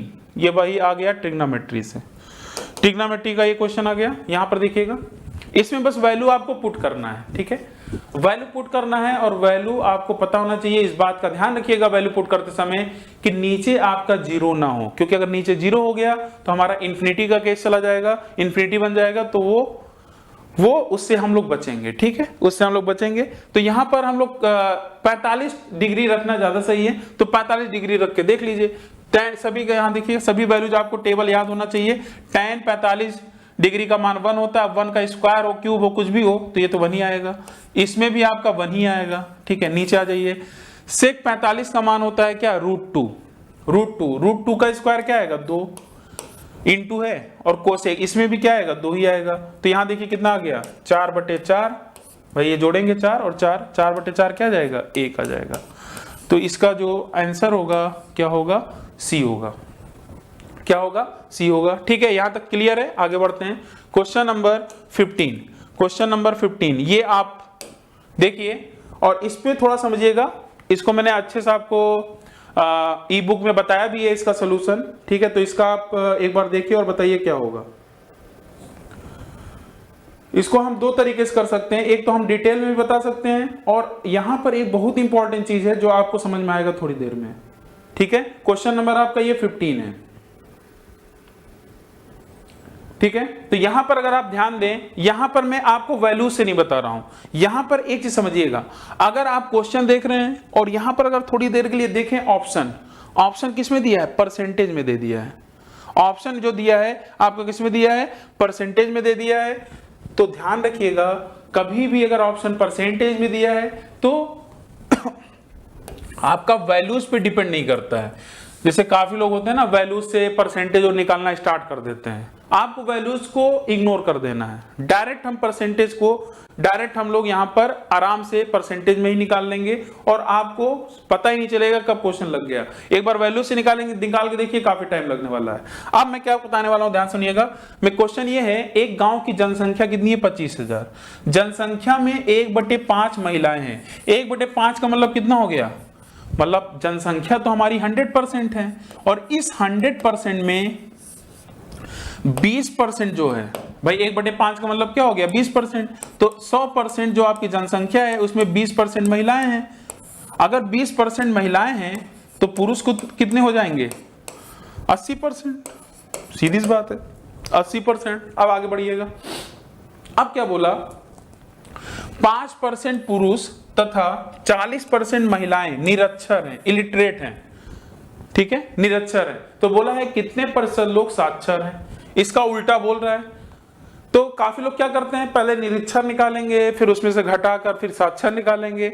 आप ऐसे समझिए ना, 5% पुरुष अगर निरक्षर हैं और हमसे साक्षर पूछ रहा है, तो हम ऐसे बोल सकते हैं ना कि भाई यही तो बात कर रहा होगा कि 100 में से 5%। अब पुरुष को हम 100% में लेकर चलेंगे। अगर मान लीजिए पुरुष हमारे पास 100% है और 5% आपके निरक्षर हैं, तो साक्षर कितने होंगे, 95%। ऐसे महिला में 40% महिलाएं अगर निरक्षर हैं तो साक्षर कितनी होंगी, 60%। तो मैं क्या निकालूंगा, डायरेक्ट मैं इसको 20 ही मान लेता हूं, परसेंटेज हटा दीजिए, डायरेक्ट मैं 20 मान लेता हूं। तो 20 का 60%। क्यों, क्योंकि हमें साक्षर निकालना है। तो महिला कितने % साक्षर है, यहां पर 60%, क्योंकि वही निकालना है। तो 20 का 60% कितना हो जाएगा, बताइए भाई। 20 का 60% कितना हो जाएगा, ये 12 हो जाएगा, 12%। ठीक है, 12%, क्योंकि ये परसेंटेज निकाल रहा है तो हमने परसेंटेज में ही डायरेक्ट निकाल लिए। ऐसे ही 80 का आपको निकालना है क्या, 80 का 95%। अब यहां सब लोग क्या करते हैं, पूरा 95% निकाल ले लेंगे। भाई क्यों 95% निकालोगे, डायरेक्ट आपको क्या करना है, 80 अपने आप में 100% है, 80 अपने आप में 100% है, तो इसका 5% तो हम तुरंत निकाल सकते हैं ना। अगर मैं बोलूंगा 80 का 10% कितना होगा, तो आप बोलोगे 8, और 8 का आधा क्या होगा, 5%। 8 का आधा क्या होगा, सॉरी 8 का आधा क्या होगा, 4%। इसका मतलब मैं 80 में से अगर 4% निकाल दूं तो हमारा बचेगा क्या, 76%। बात समझ में आ रही नहीं आ रही, बहुत ही आराम से बता रहा हूँ, आप इनफैक्ट सोल्यूशन में अच्छे से आप देख सकते हैं। और देखिए वीडियोज में जब डायरेक्ट मैं आपके सामने यहाँ पर दिखा रहा हूँ, बोल रहा हूँ, सारी चीज समझा रहा हूँ, तो आपको और अच्छे से क्लियर हो गया होगा, ठीक है, अगर देख कर नहीं समझ में आया। अब ये बताइए, ये भी देखिए 7 6 निकल गया और ये भी 7 6 निकल गया, तो दोनों ही परसेंटेज में है। तो पूछा गया था कितने % लोग 7 6 रहे, तो 76 + 12, 76 + 12% कितना जाएगा, 88% लोग क्या है, 7 6 रहे। एक तरीका तो ये था, और एक तरीका पूरा आप इसको यहां से पूरी वैल्यूज के थ्रू पूरा वहां तक आप पहुंच सकते हो, जो मैंने ई बुक में अच्छे से लिखकर आपको बताया है, तो वहां पर भी आप देखेंगे तो अच्छे समझ में आ जाएगा, ठीक है। लेकिन सबसे बेस्ट क्या होगा, एग्जाम वाला अप्रोच क्या होगा, ये एग्जाम वाला अप्रोच। अच्छा बताइए, मजा आ रहा है नहीं आ रहा है, मजा नहीं आ रहा लग रहा है, ठीक है। देखिए थोड़ा सा तो आपको सब रखना पड़ेगा, एक एक चीजों को देखना पड़ेगा, और मैं तो यही कहूंगा हर थोड़ा सा टाइम निकालकर डेली अगर एक एक सेट भी अगर आप करते रहोगे तो सारी चीजें आपकी क्लियर हो जाएंगी और आपको मजा आएगा। और इनफैक्ट आप ये भी सोचेंगे कि हाँ चलो मैथ्स की अगर हम पूरा अगर पढ़ लेंगे तो और अच्छे से समझ में आना स्टार्ट हो जाएगा, क्योंकि प्रैक्टिस में आपको मैं पूरी वैसे तो कोशिश कर रहा हूं हर चीज समझ में आए, लेकिन जब आप हमसे पूरा पढ़ लेंगे तो चीजें आप और तेजी से करना स्टार्ट कर देंगे, क्योंकि आप यूज टू हो जाएंगे, ठीक है। हमारे साथ सारे अस्त्र शस्त्रों का यूज करना भी आप समझ जाएंगे। क्वेश्चन नंबर 16, ये इंपॉर्टेंट है, ध्यान से देखिएगा, एक बार आप पढ़ लीजिएगा, स्टार लगा लीजिएगा। मैंने इस पे एक क्वेश्चन इनडायरेक्टली मतलब बोल कर भी बताया था, अगर आपको याद हो। सारी चीजें देखिए एक दूसरे से कोरिलेटेड हैं। यहां पर देखिए, यदि आयत की लंबाई 16/2/3% घटा दिया जाए तो चौड़ाई कितने % बढ़ा दिया जाए कि उसके क्षेत्रफल पर कोई भी परिवर्तन ना हो, उसके क्षेत्रफल पर कोई भी परिवर्तन ना हो। तो ये बताइए घटा दिया जा रहा है, ये घटा दिया जा रहा है, इसका हमारा आंसर क्या आएगा, 20%। 1 सेकंड का क्वेश्चन था, क्या था, 1 सेकंड का क्वेश्चन था। अब बोलेंगे सर ये क्यों, एग्जाम वाला अप्रोच देखिए, यहां पर वैसे तो मैं बेस्ट मेथड आपको बता रहा हूं, लेकिन उसमें भी आप 2-3 सेकंड और बचा सकते हैं। कैसे समझिएगा, आयत की देखिए, जब भी क्षेत्रफल अगर आपका कांस्टेंट होता है, क्षेत्रफल जब भी अगर आपका कांस्टेंट होगा तो लंबाई या घटाए या बढ़ाए, ध्यान समझिएगा। अगर लंबाई को घटाई जा रही है, क्योंकि फार्मूला होता है लंबाई गुणे चौड़ाई बराबर क्या, क्षेत्रफल। यहां पर इसे हम लोग बोल सकते हैं constant product ratio, constant product ratio, shortcut में हम लोग बोल सकते हैं CPR, ठीक है, CPR। कांस्टेंट प्रोडक्ट रेशियो का मतलब जब क्षेत्रफल कांस्टेंट हो जाए। इसके पहले कल की क्लास में देखे थे, खर्च आपका कांस्टेंट हो गया था, ठीक है। बहुत इंपॉर्टेंट ये चीज है, जो अगर आपको समझ में आ जाएगा तो क्वेश्चन को चुटकियों में निकाल सकते हैं, ठीक है। क्वेश्चन को नहीं, क्वेश्चन के आंसर को चुटकियों में निकाल सकते हैं। तो क्षेत्रफल अगर आपका कांस्टेंट हो गया, अब आप ध्यान समझिएगा, अगर मैं लंबाई को घटा रहा हूं, लंबाई को अगर घटा रहा हूं, अगर इसको कांस्टेंट रखना है तो 100% चौड़ाई को क्या करना पड़ेगा, बढ़ाना पड़ेगा। इसी लॉजिक के बेस पर मैंने ऑप्शन पहले देखा, जब ऑप्शन देखा तो मैंने बोला भाई ये घट रहा है, इसका मतलब जो चौड़ाई होगी वो बढ़ी होगी, और चौड़ाई जब अगर बढ़ी होगी तो इससे हमारा आंसर, इस परसेंटेज से हमारा आंसर बड़ा ही होना चाहिए। और अगर ध्यान से देखें, एक ही ऑप्शन है जो 16/2/3% से क्या है, बड़ा है, इसीलिए मैंने देखकर ही लगा दिया। क्लियर है, एक तो ये अप्रोच हो गया, और कई बार एग्जाम में पूछा गया है। जिस भी एग्जाम की तैयारी कर रहे हैं, हर एग्जाम में आता तो है ये क्वेश्चन, लेकिन उसमें जो ऑप्शन का रोल है आप देख सकते हैं कितना आसान हो जाता है। यहां तक आपको अगर क्लियर हो गया तो यहां पर अब मैं क्या कहना चाह रहा हूं, ध्यान समझिएगा। यहां पर इसका कॉन्सेप्ट क्या होगा, इसको फ्रैक्शन बदल दीजिए, 1/6, 16/2/3% की वैल्यू होती है 1/6 का, परसेंटेज बदलेंगे, ये आ जाएगा। ये कमी हो रही है, और जब भी ये कमी होगी तो ऊपर वाला 1 इसमें घटा देंगे, 6 में घटा देंगे। अगर ये बढ़ रहा होगा तो इस जो भी ऊपर होगा उसको हम लोग क्या कर देंगे, जोड़ देंगे। फिलहाल ये घट रहा है तो 1 को मैंने इसमें 6 में से घटा दिया, तो कितना आ गया, 1/5, और इसी 1/5 को बढ़ा देंगे तो हमारा क्या जाएगा, 20%। ये सोल्यूशन था। और एक ऐसा ही क्वेश्चन बनता है क्या, यदि A की आय B की आय से 20% अधिक है तो B की आय A से कितने % कम होगी। इस तरीके में भी हम यही चीज अप्लाई करते हैं, और कई बार आपके एग्जाम में क्वेश्चन पूछा गया है, ठीक है। क्वेश्चन नंबर आते हैं 17 पर। क्वेश्चन नंबर 17, यहां देखिए, मान लें x न्यूनतम संख्या है जिसे 5, 6, 7 और 8 से विभाजित करने पर प्रत्येक स्थिति में 3 शेषफल रहता है, परंतु 9 से विभाजित किया जाने पर कोई शेषफल नहीं रहता, तो x के अंकों का योग, ध्यान दीजिएगा, x के अंकों का योग एग्जाम में पूछा गया क्वेश्चन है, तो इसका आंसर क्या जाएगा? D option. क्या जाएगा? D option. भाई देखिए कोई चीज रटा नहीं गया, ये आपका मैं पूरा लॉजिक दूंगा, ऐसा नहीं तभी मैं यहां पर आंसर लगाएंगे, और ऐसा भी नहीं कोई चीज रटा है, आप भी ऐसे ही कर सकते हैं, लेकिन समझिए ध्यान से मेरी बात को। देखिए यहां पर आपसे यहां साफ साफ बोला है, परंतु 9 से विभाजित किए जाने पर कोई भी शेषफल नहीं रहता, और इसका मतलब यहां पर आपकी 9 की डिविजिबिलिटी रूल लग गई। या हम ऐसे भी समझ सकते हैं 9 की डिविजिबिलिटी रूल का, ये 9 की जो डिविजिबिलिटी रूल होती है वो क्या होती है, डिजिट सम क्या होता है, ये सब आपको पता होना चाहिए।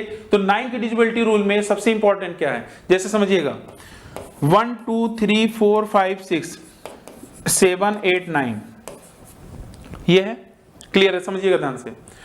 आप अगर ध्यान से देखें, यहां बोला है, ये मान लीजिए एक संख्या है, ये क्या है, एक संख्या है।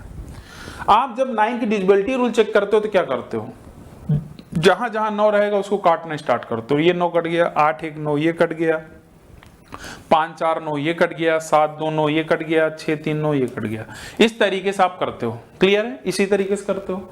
लेकिन क्योंकि देखिए संख्या तो हमें पूछा नहीं है, तो हम पता कैसे करें, तो अब मैं क्या कर रहा हूं, इनको जोड़ देता हूं। अभी आपने पहला क्वेश्चन, आज का पहला क्वेश्चन याद करिए, यही था, तो इसका अंकों का योग पूछा था, तो इसके अंकों का योग अभी तो आपको याद ही होगा, कितना आया था, 45। इसका मतलब आपने क्या देखा कि संख्या तो आपका 9 से कट ही रहा था, लेकिन जो अंकों का योग आया, अंकों का योग वो भी 9 से क्या था, डिविजिबल था, 9 × 5 = 45। इसका मतलब 9 की डिविजिबिलिटी रूल में एग्जामिनर अगर ये सोच ले कि भाई आप 9 की डिविजिबिलिटी रूल लगाकर तुरंत ऑप्शन से टिक कर देते हैं, तो उसने दिमाग लगाया कि चलो ऑप्शन को ही सेट कर दिया जाए। ऑप्शन को सेट करने का मतलब कि जो भी संख्या है उनके अंकों का योग आपसे पूछ लिया जाए, ठीक है। लेकिन अंकों के योग में भी ये चीज अप्लाई हो जाएगा, इसीलिए मैंने क्या देखा, मैंने दिमाग लगाया, जो भी ऑप्शन 9 से कट रहा होगा वही आंसर होगा। तो ये आपका डिविजिबिलिटी रूल वाला अस्त्र है जो ब्रह्मास्त्र से कम नहीं है, ठीक है। इसलिए ध्यान रखिएगा, पूरी मैथ्स में हम लोग इन सब का यूज करते हैं। आप बाकी ई बुक में भी इसका सोल्यूशन आप अच्छे से देख लिए होंगे। यहां पर क्या करना है, मैं एक मोटा मोटा आपको बता दे रहा हूं। इसका आपको क्या करना है, इसका एलसीएम निकालना है, ठीक है। एलसीएम निकालने के बाद ये आप क्या करना है, +3 आप उसमें जोड़ देंगे। जोड़ने के बाद वहां पर k मानकर फिर आप वैल्यू पुट करेंगे। आप देख रहे होंगे वहां पर आपको अच्छे समझ में आ जाएगा, ठीक है। लेकिन वो सब आपका डिटेल वाला मेथड है, वो आपको आता भी होगा। जो मैं बताने वाला हूं, जो इसका आपको फायदा हो रहा होगा, ये चीज है, ठीक है। बात समझ में आ रही है। चलिए कुछ चीजें अपना भी दिमाग लगाइए, उसको करने की कोशिश करिए। चलिए यहां पर देखिए, यहां पर लिखा है 2 संख्याएं और मासा दिया है, लासा पूछा है। तो ये फार्मूला होता है कि product of 2 numbers equal to LCM into HCF. L का मतलब एलसीएम, एच का मतलब एचसीएफ। यहां पर देखिए ऐसे क्वेश्चन मैंने देखा कई बार आपके एग्जाम में इस तरीके के क्वेश्चन पूछे जा रहे हैं। और यहां पर इस क्वेश्चन का पूछने का रीजन ये नहीं है कि भाई आप फार्मूला लगाओ। यहां पर अगर आप ध्यान से देखें, वैल्यूज काफी बड़ी, मतलब बड़ी बड़ी दी गई हैं, ये काफी बड़ी बड़ी दी गई हैं। अगर आप फार्मूला भी लगाओगे तो हो तो जाएगा, लेकिन यहां पर आप टाइम थोड़ा ज्यादा चला जाएगा आपका। तो यहां पर एक अप्रोच क्या है समझिएगा, ये आपका LHS है, ये RHS है। अगर थोड़ा सा ध्यान समझिएगा, अगर मैं थोड़ा सा ध्यान दूं कि अगर मैं इसका मल्टीप्लाई कर रहा हूं तो यूनिट डिजिट, भाई यूनिट डिजिट निकालना आपको आता है, तो 8 6 48। इसका मतलब जो LHS का यूनिट डिजिट होगा, ये भी एक महत्वपूर्ण आपका यूज करना होता है कि क्वेश्चन को कैसे लगाना है। तो LHS का जो यूनिट डिजिट आएगा, यूनिट डिजिट इकाई अंक कितना आ रहा है, 8 आ रहा है, 8 आ रहा है। इसका मतलब तो RHS का भी यूनिट डिजिट आपका 8 आना चाहिए। सीधी सी बात है, अगर LHS बराबर RHS है तो RHS का भी यूनिट डिजिट क्या आना चाहिए, 8 आना चाहिए। अब आपको ध्यान दीजिएगा, यहां पर मासा आपको पता है कितना, 478, और जो एलसीएम है वो एलसीएम ऑप्शन में है, तो हम ऑप्शन का भी यूज करेंगे।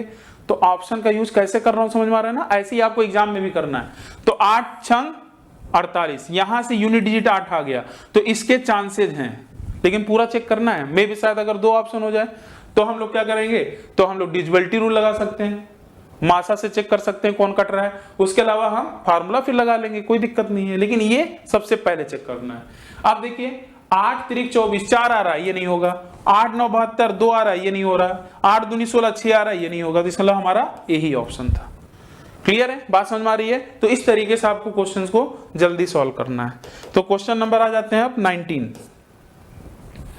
क्वेश्चन नंबर 19 डिविजिबिलिटी रूल पे। अब ऐसे भी क्वेश्चंस आना स्टार्ट हो चुके हैं, ठीक है। लगभग 3-4 साल से इस तरीके से अब क्वेश्चन पूछा जा रहा है, 3 साल से लगभग।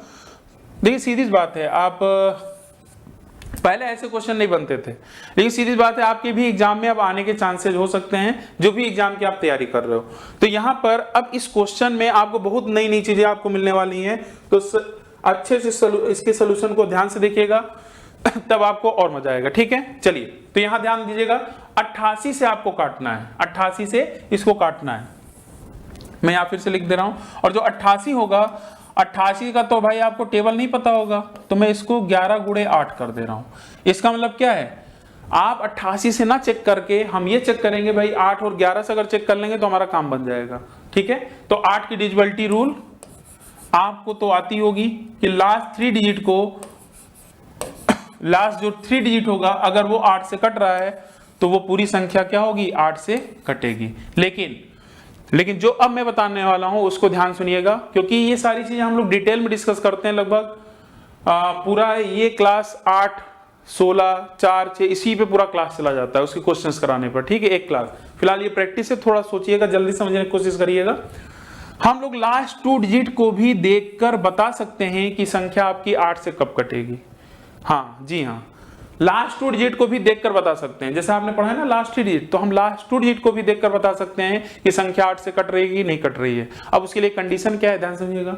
अगर तीसरा अंक लास्ट से जो, अगर तीसरा अंक अगर आपका क्या है, सम है, अगर तीसरा अंक सम है तो डायरेक्ट हम यहां पर देखकर बता सकते हैं, मतलब डायरेक्ट आप यहां पर देखोगे और बता दोगे ये संख्या कट रही है कि नहीं कट रही है। इसका मतलब, और अगर ध्यान दीजिएगा, अगर तीसरा अंक विषम होगा तो हम इसमें 4 जोड़कर, ये जो लास्ट का 2 अंक है इसमें 4 जोड़कर हम फिर चेक करते हैं कि 8 से कट रहा है कि नहीं कट रहा है। क्लियर है, नोट कर लीजिएगा। अब यहां देखिए, अगर ये सम है तो अब खुद बताइए, लास्ट 2 डिजिट में डायरेक्ट आपको 8 से भाग देना है जहां पर 2 आ रहा होगा। तो आप बोलोगे कि सर y की वैल्यू एक तो 3 हो जाएगी या 7 हो जाएगी। क्लियर है, 3 हो जाएगी और ये क्या हो जाएगी, 7 हो जाएगी। ठीक है, यहां तक समझ में आया। अब यहां पर मैं क्या कर रहा हूं, इस y के स्थान पे मैं लिख दे रहा हूं, इस y के स्थान पर, इस y के स्थान पर मैं आपको क्या रख दूं, 7 रख दीजिए या 3 रख दीजिए, चलिए मैं 7 ही रख दे रहा हूं। ठीक है, तो y के स्थान पे 7 रख दिया। अब यहां पर आप समझिएगा, मैं इसको रफ कर रहा हूं, इसको आपने नोट कर लिया होगा। हाँ ठीक है, ये y की वैल्यू आ गई। अब देखिए 11 की डिविजिबिलिटी रूल क्या होती है, इसके पहले भी आपने सेट में देखा था किस तरीके से मैंने लगवाया था। 11 की डिविजिबिलिटी रूल में बहुत इंपॉर्टेंट है, इधर से 2-2 का पेयर आप बना लीजिए, 2-2 का पेयर बना लीजिए। ठीक है, 11 का भाग दीजिए, जो भी रिमाइंडर बचे लिखते जाइए। 11 छक्का 66, लेकिन हम 11 सत्ते 77 पढ़ेंगे तो ये आ जाएगा -5, यहां से -5 रिमाइंडर आएगा। 11 पचे 55 +3, इसको अभी छोड़े रखिएगा, यहां पर आइएगा। 11 दूनी 22 या 11 तिहाई 33 -3 कर लीजिए। ठीक है, -3 कर लीजिए। और यहां पर अगर ध्यान दें, 11 1 कम 11, 11 1 कम 11 क्या आ जाएगा, +2 आ जाएगा। कितना आ जाएगा, +2 आ जाएगा। तो देखिए -3 +3 कट गया और यहां से क्या आ जाएगा, -3 आ जाएगा। भाई -5 + 2 क्या आ जाएगा, -3 आ जाएगा। इसका मतलब यहां पर देखिएगा x5 है, x5 है। इसका अगर आपको ये -3 करना होगा तो यहां पर -3 आप जब करोगे तो -3 घटाओगे तो हमारा क्या आना चाहिए, वही आपको बताना है। ठीक है, वही आपको बताना है। तो यहां पर अब थोड़ा ध्यान से समझिएगा, यहां आपका ऑलरेडी पहले क्या आ गया था, 7 आ गया था। तो अगर मैं -3 करूंगा, ध्यान दीजिएगा, अगर ये -3 आया है, इसका मतलब इसमें आपको -3 घटाने के बाद, क्योंकि देखिए यूनिट डिजिट पे ही घटाएंगे तो ये तो 2 आ गया। तो अब क्या आप बता सकते हो कि x का मान क्या आएगा, जो 11 से कट जाए। तो आप बोलोगे सर हाँ, x का मान 2 आएगा, 11 दूनी 22। इसका मतलब 11 दूनी 22 हो गया, तो x का मान क्या आ गया, 2 आ गया। 2 कब आया, जब आपने y का मान क्या लिया, 7 लिया। ठीक है, और यहां अधिकतम निम्नतम की बात नहीं हो रही, तो मैंने 7 से ही चेक किया, तुरंत हमारा आंसर आ गया। तो हम लोग क्या करेंगे, क्या पूछा है वैसे, x + y का मान, x का मान 2 है, y का मान क्या लिया था हमने, 7 लिया था, तो 7 2 कितना आ गया, 9 आ गया। ये हमारा आंसर हो गया। एक बार आप इस सोल्यूशन को अगर नहीं समझ में आया होगा तो फिर देखिएगा, अच्छे से आपको समझ में आ जाएगा। ठीक है, आगे बढ़ते हैं। और एक चीज और, यहां पर चाहते तो 11 दूनी 22 करके +8 भी कर सकते थे, जो मैंने ई बुक में भी कराया है, तो वहां पर भी आपको अच्छे समझ में आ गया होगा। ठीक है, दोनों तरीके से आप चाहे जैसे निगेटिव रिमाइंडर से भी कर सकते हैं और पॉजिटिव रिमाइंडर को भी यूज कर सकते हैं। Question number 20। क्वेश्चन नंबर 20 जो है ए बी सी, ठीक है, तीनों की क्षमताओं का अनुपात दिया है। 3, 5 और 8। क्षमता का मतलब आपको अच्छे से पता है क्या, एक दिन में किया गया काम। फिर लिखा है ए बी तथा सी तीनों मिलकर किसी काम को 30 दिन में पूरा करते हैं। भाई ये तो पूरा हिंट ही दे दिया। तीनों की क्षमता दिया है, इनको जोड़ लेते हैं। 5 3 8, 8 8 16। इसका मतलब 16 यूनिट तीनों मिलकर एक दिन में किया गया काम। तो 30 दिन तक अगर काम कर रहे हैं तो 16 गुणे 30 हो जाएगा। ठीक है, कितना हो जाएगा, 16 गुणे 30, तो 16 3 48, 480। ये जो आपका होगा टोटल काम होगा, टोटल काम। आगे बढ़ते हैं। आगे लिखा गया है यदि ए तथा बी साथ में 20 दिन तक काम करते हैं। अब ए बी फिर आ गया। अब ए और बी की क्षमता कितनी है, 5 3 8, तो 5 3 8 ये ए प्लस बी प्लस सी का था। ठीक है, टोटल काम। और अब आप बोल रहा है ए प्लस बी, तो ए प्लस बी का कितना हो जाएगा, 8 इंटू कितने दिन तक कर रहा है, 20, तो कितना जाएगा, 160। 160 काम। फिर क्या बोला, फिर ये बोल रहा है कि तो शेष काम सी कितने दिन में पूरा करेगा। तो 480 में 160 काम हो चुका, तो कितना बचा, 320। भाई 320 ही तो बचेगा। तो 320 जो है ये शेष काम है, और आपसे पूछ रहा है ये जो शेष काम होगा वो सी कितने दिन में पूरा करेगा। और सी की एफिशिएंसी क्षमता कितनी है, 8 है, तो 8 से भाग दे दीजिए। 8 चौक 32, 40 दिन। कितना आएगा, 40 दिन। आसान सा क्वेश्चन है। ठीक है, ऐसे क्वेश्चन को तो छोड़कर आना ही नहीं है आपको। Question number 21। ये देखिए आसान सा तरीका बताता हूं, इसका भी अलजेब्रा का क्वेश्चन है। देखिए जब भी, सुनिएगा ध्यान से मेरी बात को, यहां पर आपके पास 2 इक्वेशन दिया गया है, 2 समीकरण दिया है, और ये और एक ये। समीकरण क्या होता है, जहां पर अगर आपको इक्वल साइन दिख रहा हो, जहां LHS और RHS हो, वो आपका समीकरण कहलाता है। और यहां पर अगर मैं बात करूं, यहां पर आपको कितनी चर राशियां दिख रही हैं, कितने वेरिएबल्स दिख रहे हैं, तो आप बोलोगे सर एक तो x वेरिएबल है, एक a वेरिएबल है, एक y वेरिएबल है, a तो है ही है। मतलब 2 समीकरण हैं और हमारे पास 3 वेरिएबल हैं। ठीक है, अब आप सोचेंगे सर ये क्या बता रहे हैं, क्योंकि ये बहुत इंपॉर्टेंट है। जो हम लोग 40% क्वेश्चन अलजेब्रा के कवर कर देते थे यही से, समीकरण वेरिएबल के कॉन्सेप्ट से। ठीक है, बहुत बार एग्जाम में पूछे भी गए। तो x और a में यहां पर 3 वेरिएबल है और 2 समीकरण है। ध्यान रखिएगा, जब भी 2 समीकरण और वेरिएबल से ज्यादा होंगे तो हम 2 का मान ही वहां पर रख सकते हैं। एक मान आपका एक्स्ट्रा है तो उसका मान मैं अपने से कुछ भी रख सकता हूं। बात समझ में आ रही है। एक मान, क्योंकि 3 वेरिएबल्स है और 2 समीकरण है, तो 2 मान तो आपके एग्जैक्टली निकल आएंगे। एक मान, एक वेरिएबल ज्यादा है तो उसका मान आप अपने से कुछ भी रख सकते हैं, लेकिन मान रखते समय इस बात का ध्यान रखिएगा इन्फिनिटिव ना हो। ठीक है, अब देखिए कितना आसान क्वेश्चन ये बनने वाला है। बाकी तो आप चाहें तो डिटेल में भी आप करोगे तो लग जाएगा, कोई दिक्कत नहीं है। ए का मान मैं क्या करता हूं, यहां से 1 रख देता हूं। क्या रख दूं, ए का मान अगर मैं 1 रखूंगा, ए का मान अगर मैं 1 रखूंगा तो यहां देखिए क्या आएगा, x की वैल्यू 1 + 1, x की वैल्यू कितनी आ जाएगी, 2। यहां पर रखूंगा तो 1 - 1 आ जाएगा, तो y का मान क्या हो जाएगा, 0। इसका मतलब जो भी आपने यहां रखा, x का मान 2 आया, y का मान 0 आया, तो आपसे इसका मान पूछ रहा है। अब देखिएगा मैं यहां पर जहां जहां y होगा उसकी कहानी खत्म हो जाएगी। कहानी खत्म होने का मतलब वो बन जाएगा मिस्टर इंडिया, गायब हो गया। ठीक है, यहां से ये गायब हो गया, बचा क्या, x की पावर 4, और x की पावर 4 का मतलब क्या हो गया, 2 की पावर 4। भाई x की वैल्यू 2 है ना, तो 2 की पावर 4 क्या हो जाएगा, 16। वर्गमूल में 16 किसका, 16 का वर्गमूल क्या हो जाएगा, 4। तो इस क्वेश्चन का जो आंसर आएगा क्या आएगा, 4 आएगा। ठीक है, आसान था कि नहीं। इस तरीके से आप वेरिएबल वाले कॉन्सेप्ट से, समीकरण के कॉन्सेप्ट से इसको आप जल्दी कर सकते हैं। ये आप स्टार लगा लेना, बहुत बार आपके एग्जाम में, बहुत सारे एग्जाम में ऐसे क्वेश्चन बनते हैं। ठीक है, इसको मैं आपको प्रूफ करके भी बता दे रहा हूं। घनाभ का मतलब होता है क्यूबाइड, और क्यूबाइड में अगर आप ध्यान दें जो क्यूबाइड होगा, जैसे आपके पास जो बुक है वो क्यूबाइड का शेप है, घनाभ का शेप है, जो ऊपर रहेगा वही बॉटम में रहेगा, जो अगल बगल साइड में रहेगा वही आइडेंटिकल रहेगा। तो यहाँ जो 3 फलक हैं, तो मान लीजिए A1 है ऊपर वाले का, A2 और A3। जो A1 का क्षेत्रफल होगा, क्योंकि शुरुआत जो ऊपर की साइड होगा 2D का शेप होगा तो वो होगा LB, उसका क्षेत्रफल क्या होगा LB। L क्या है लंबाई, B का मतलब क्या है चौड़ाई, BH ऊंचाई भी होगी भाई, चौड़ाई इंटू ऊंचाई, और लास्ट में क्या जाएगा HL, क्या जाएगा HL। तो आपसे पूछा है घनाभ का आयतन, और घनाभ के जो आयतन का फार्मूला होता है, घनाभ का जो आयतन का फार्मूला होता है वो LBH होता है। आपसे डायरेक्ट देखिए LBH नहीं दिया है, LBH डायरेक्ट दिया नहीं है। तो ये बताइए अगर मैं इन सभी का आपस में मल्टीप्लाई कर लूं तो हमारा बन जाएगा A1 A2 A3 और L कितनी बार आ रहा है 2 बार, तो इसका मतलब कहीं ना कहीं LBH का होल स्क्वायर, LBH का होल स्क्वायर। और LBH को हम V लिख सकते हैं कि नहीं लिख सकते हैं, तो V का स्क्वायर बराबर A1 into A2 into A3, तो V बराबर आ जाएगा under root A1 into A2 into A3। ये हमारा आंसर होगा। और ये ऑप्शन आप ध्यान रखिएगा, याद रख लीजिएगा। ये फार्मूला आपका क्या है, आयतन का फार्मूला है घनाभ का, किसके रेस्पेक्ट में, क्षेत्रफल के रेस्पेक्ट में।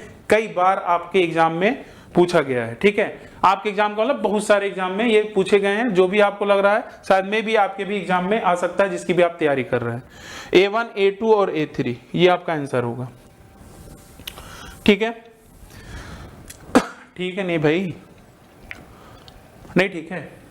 चलिए अब थोड़ा सा लॉजिकल बेस पे बात करें। अगर मान लीजिए आपको ये फार्मूला पता ही ना हो, आप छोड़कर आ जाओगे, लेकिन छोड़कर नहीं आना है।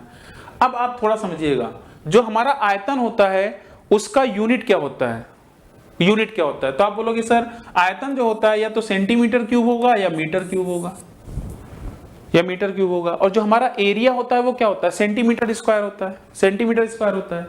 इसका मतलब अगर हमारा ऑप्शन आयतन में दिया गया है, ये आयतन में दिया गया है, तो हमारी जो यूनिट आनी चाहिए वो सेंटीमीटर क्यूब में आनी चाहिए। और ये A1 एरिया है तो ये सेंटीमीटर स्क्वायर आएगा, ये सेंटीमीटर स्क्वायर आएगा, ये सेंटीमीटर स्क्वायर आएगा। और ये इनटू में है तो ये बन क्या जाएगा, सेंटीमीटर की पावर 6। इसका मतलब सीधी बात है, यूनिट के कॉन्सेप्ट से ये आपका ऑप्शन एलिमिनेट हो गया। क्या हो गया, एलिमिनेट हो गया। अब ध्यान समझिएगा, ये अंडर रूट ये कर्णिघात 4 है, ठीक है। इसका मतलब अंदर की साइड आएगा सेंटीमीटर की पावर क्या 6, भाई A1 इंटू में है ना, सेंटीमीटर की पावर 6, और यहाँ क्या है कर्णिघात 4 है। इसका मतलब क्या होता है, 4 4 का पेयर बनाना। तो 1 सेंटीमीटर बाहर आ जाएगा और 2 सेंटीमीटर का स्क्वायर, सेंटीमीटर का स्क्वायर क्या रहेगा, अंदर ही रह जाएगा। इसका मतलब ये तो बन ही नहीं सकता, तो ये भी गया काम से। A1 plus A2 plus A3 है, ठीक है। तो इसका मतलब ये होता है centimetre square, centimetre square, centimetre square, ठीक है। सभी जगह सेंटीमीटर स्क्वायर है, वो भी प्लस में है, तो आपका सेंटीमीटर क्यूब बन ही नहीं पाएगा, क्योंकि इनटू में नहीं है तो ये भी नहीं होगा। तो एक ही ऑप्शन था, हमारा आंसर है। इसको हम लोग बोल सकते हैं डिग्री का कॉन्सेप्ट। क्या बोलते हैं, डिग्री के कॉन्सेप्ट से हमने अगर याद नहीं है तो आप ये अप्रोच के साथ भी आगे बढ़ सकते हैं। बात समझ में आ रही नहीं आ रही है, तो इस तरीके से आप सोच सकते हैं, ठीक है। देखिए बहुत सारी चीजें ऐसी होंगी जो आपको शायद ई बुक में ना मिले, ठीक है। वैसे तो कोशिश किया है हर तरीके से मैं आपको वो बुक को अच्छी बनाने के लिए, लेकिन बहुत सारी चीजें आपको वीडियो के लिए भी छोड़ना है, ठीक है। वीडियो में क्योंकि अगर लिखना स्टार्ट करूं तो पता चला बुक काफी मोटी हो जाएगी। फिलहाल समझ में आया नहीं आया, मजा जरूर आ रहा होगा, लेकिन ये याद रख लीजिएगा, याद रखिएगा ये। चलिए क्वेश्चन नंबर आते हैं 23। इसका एक बार देख लीजिएगा। कुछ आदमी किसी काम को, क्या लिखा है, कुछ आदमी किसी काम को 12 दिन में पूरा करते हैं। यदि उनमें से 6 आदमी चले जाते हैं तो काम को 20 दिन में पूरा करते हैं। तो शुरुआत में उस काम को कितने आदमी मिलकर कर रहे थे, ठीक है। शुरुआत में उस काम को कितने आदमी मिलकर कर रहे थे, ध्यान समझिएगा। यहां पर इसको 2 तरीके से आप कर सकते हैं। एक तो बेसिक तरीका है, तो मैं एक बार बेसिक तरीका भी बता देता हूं। मान लेते हैं कि आदमी हमारे यहां पर आदमी कितने हैं, X हैं, X है। शुरुआत में कितने दिन में कर रहा है, 12 दिन में कर रहा है। फिर क्या बोला, यदि उनमें से 6 आदमी चले जाते हैं तो काम को 20 दिन में पूरा करते हैं। इसका मतलब जो काम है, काम तो वही है, काम तो वही है, लेकिन दिन फिर क्या हो जा रहा है, बढ़ जा रहा है। थोड़ा इसका पहले एक बार मैं पूरा बेसिक समझाता हूं, फिर इसका लॉजिक समझकर यहां पर आप बिना पेन उठाए भी इन सारे क्वेश्चन को सॉल्व कर सकते हैं। अब एक्स टोटल आदमी थे, 6 आदमी जब चले जाते हैं तो अब काम सीधी सी बात है, जब आदमी चले जाएंगे तो दिन ज्यादा लगने लगेगा, इंटू 20। इसी को सॉल्व कर लिया जाए, तो इसको अगर सॉल्व करेंगे तो 12x बराबर 20x माइनस 120 माइनस 120, इसको इधर ले जाइए, इसको इधर ले जाइए, तो 120 बराबर 8x भाई 20x माइनस 12x क्या जाएगा 8x, x बराबर क्या जाएगा 8 1 कम 8 8 5 40। तो शुरुआत में कितने आदमी लगे होंगे, 15 आदमी। अच्छे से आपको समझ में आ गया होगा, 15 आदमी, ठीक है। शायद दूसरा तरीका आपको नहीं समझ में आया होगा जो मैंने वहां पर ई बुक में लिखा है, तो मैं उसको आपको समझाने की कोशिश करता हूं, क्योंकि वही आपका क्या है, एग्जाम वाला अप्रोच जो एग्जाम में आपको यूज करना है, जिससे आप अपना काफी सारा टाइम बचा सकते हैं, ठीक है। तो इस वाले अप्रोच के साथ हम लोग आते हैं, ये तो सभी लोग करते हैं, कुछ नया नहीं है। अब हम लोग कुछ नया करते हैं, ठीक है। तो देखिए समझिएगा ध्यान से,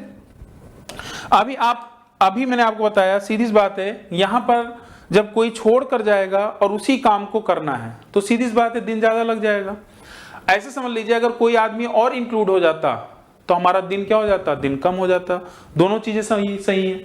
तो यहां पर अब आप थोड़ा समझिएगा, कुछ आदमी किसी काम को 12 दिन में पूरा करते हैं, यदि उनमें से 6 आदमी अगर चले जाते हैं तो काम आपका 20 दिन में पूरा होता है। इसका मतलब आप समझ पा रहे हैं कि यहां पर दिनों में क्या हो गई, वृद्धि हो गई। दिन में वृद्धि क्यों हुई, क्योंकि आदमी चले गए, आदमियों में क्या हो गई, कमी हो गई, ठीक है। तो यहां रेशियो मेथड से, इसी को हम सीपीआर मेथड भी बोलते हैं, कांस्टेंट प्रोडक्ट रेशियो, ठीक है। कांस्टेंट प्रोडक्ट रेशियो कब लगे, क्यों लगा, अब आप बोलेंगे सर क्यों लगा। अभी मैंने बताया था, समझिएगा ध्यान से, लंबाई गुणे चौड़ाई बराबर क्षेत्रफल होता है, ठीक है। कल मैंने खर्च वाला भी बताया था भाई, जो सीधी बात है, देखे होंगे कल उसका जो पिछला वाला था, तो उसमें आपको वो भी दिख जाएगा। तो लंबाई गुणे चौड़ाई बराबर क्षेत्रफल, तो वहां क्षेत्रफल कांस्टेंट था तो वहां सीपीआर लग गया, कांस्टेंट प्रोडक्ट रेशियो। और वहां पर भी अपरिवर्तित था खर्च, वहां भी लगा दिया। तो यहां पर कैसे लग रहा है, अब यहां पर ऐसे लग रहा है क्योंकि यहां पर जो आपका है, जो व्यक्ति है, जो भी आदमी या व्यक्ति कुछ भी मान लें, और उसके साथ आप क्या कर रहे हैं, इनटू दिन बराबर काम, यही तो है भाई। जितने भी व्यक्ति होंगे, जितने दिन काम करेंगे, वही तो, जितने भी दिन मतलब कर रहे होंगे, तो वही तो टोटल काम कर रहे होंगे।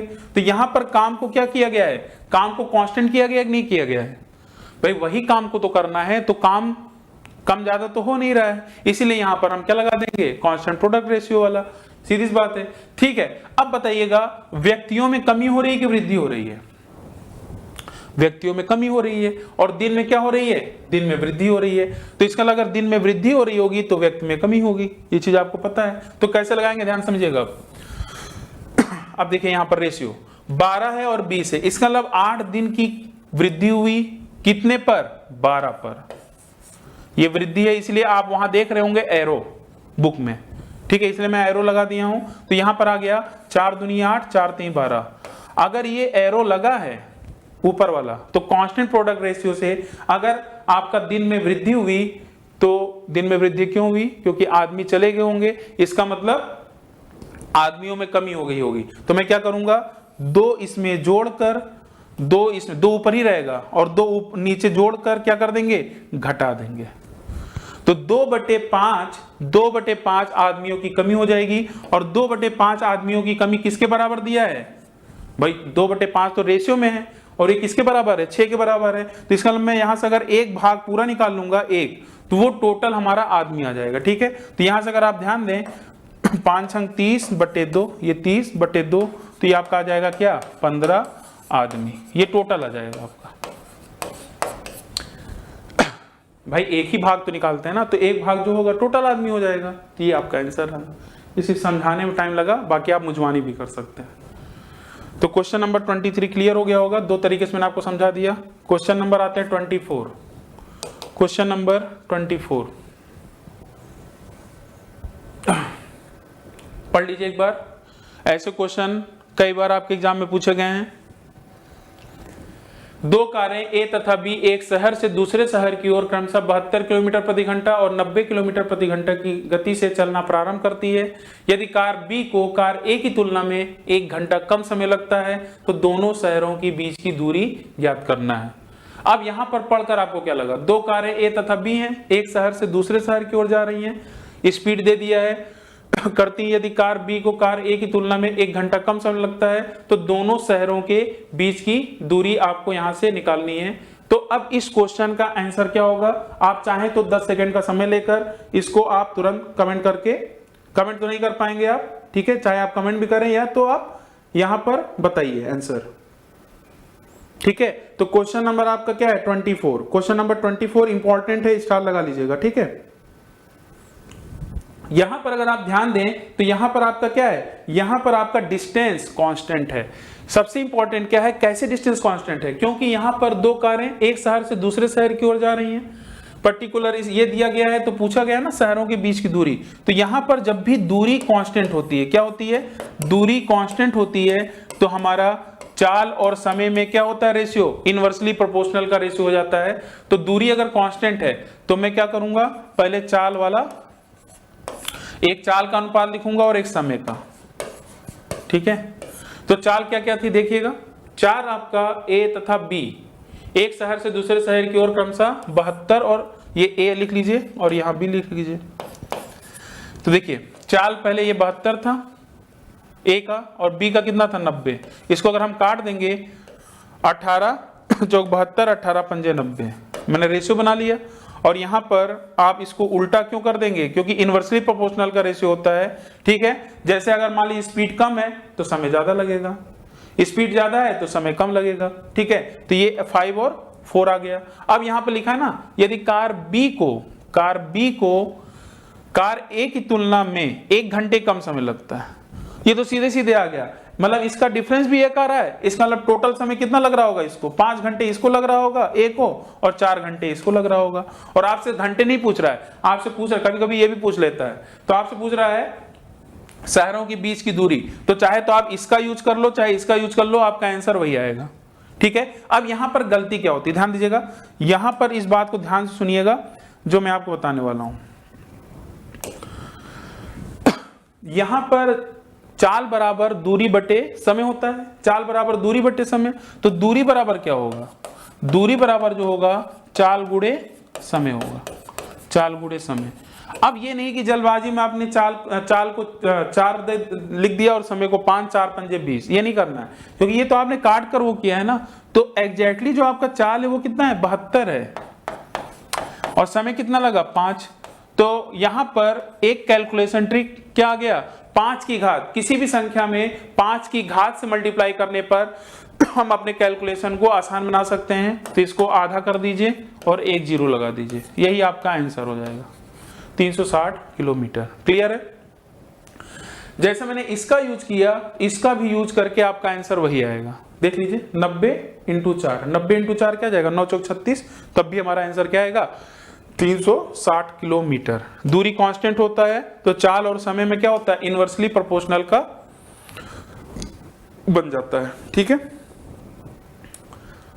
लिखा है 72 किलोमीटर घंटा की औसत गति से चलती हुई कार निश्चित दूरी तय करने में 9 मिनट का समय लेती है। तो समान दूरी, ये देखिए समान दूरी 8 मिनट में तय करने के लिए इसे अपनी चाल कितनी बढ़ानी होगी। फिर वही आ गया कांस्टेंट प्रोडक्ट रेशियो, यहां पर भी उसी तरीके से लगा देंगे। कैसे समझिएगा, सीधी बात है, पहले 72 किलोमीटर प्रति घंटे से चल रहा था तो 9 मिनट ले रहा था, ठीक है। फिर यहां बोल रहा है कितनी बढ़ानी होगी, इसका मतलब सीधी बात है, अगर समय कम लिया तो वैसे भी समझ में आ गया था कि भाई क्या पूछना चाह रहा है, भाई बढ़ाया होगा तभी तो समय कम लगा। तो अब यहां से देखिएगा समय में कितने मिनट की कमी आई, 1 की कमी आई, 1 मिनट की कमी आई, कितने पर 9 पर।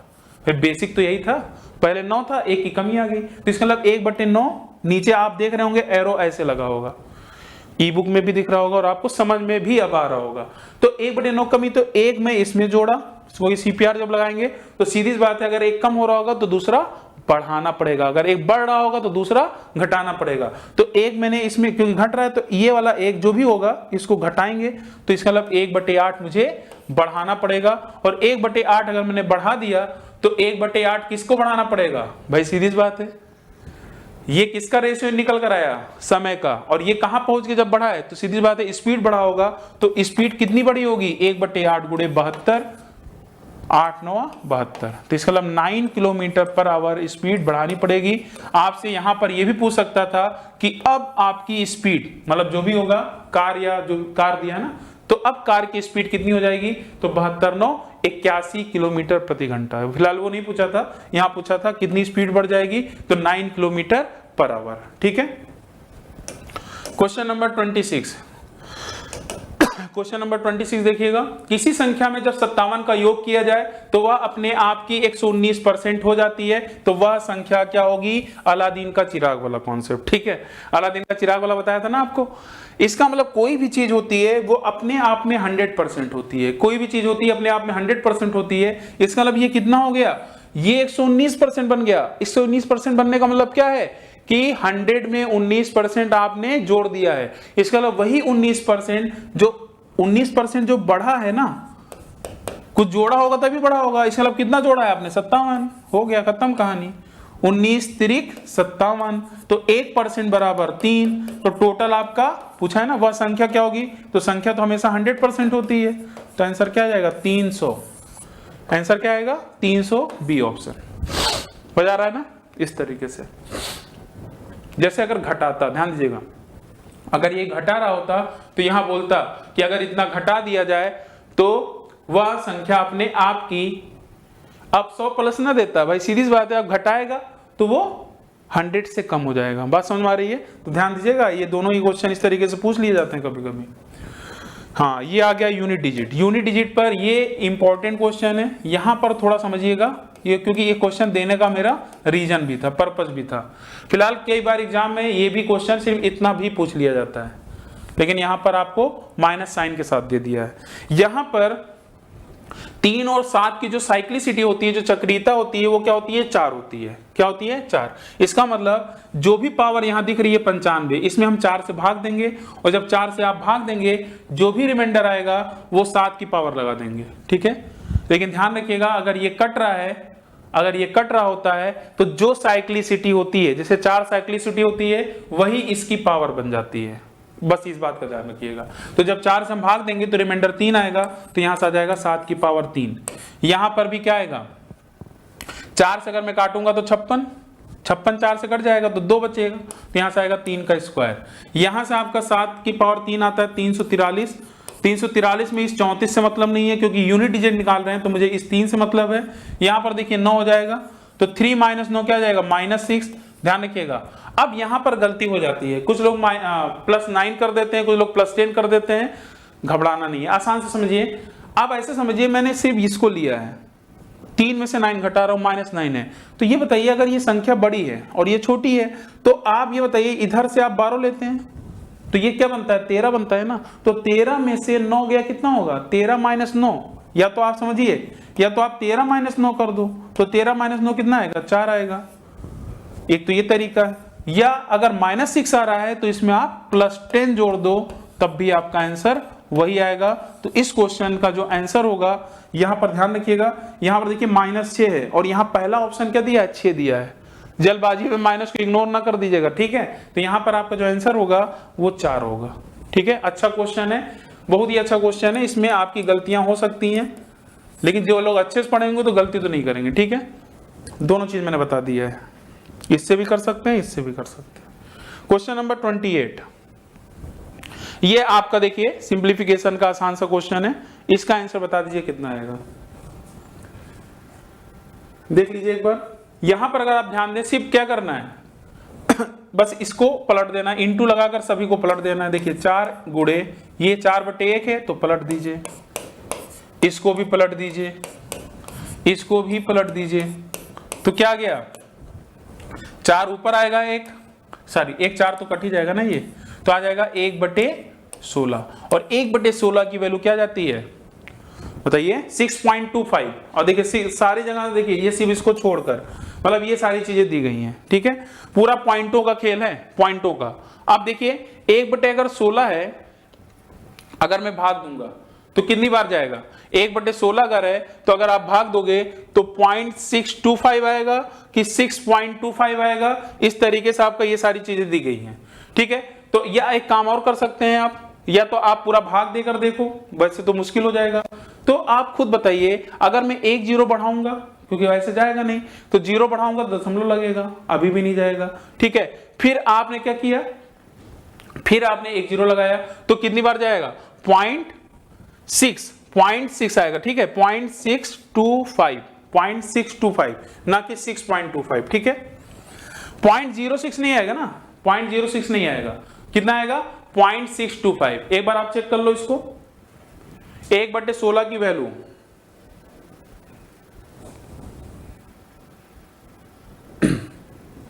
1/16 की वैल्यू, अच्छा ऐसे समझिए, मैंने क्या बताया, 1 मिनट ध्यान दीजिएगा।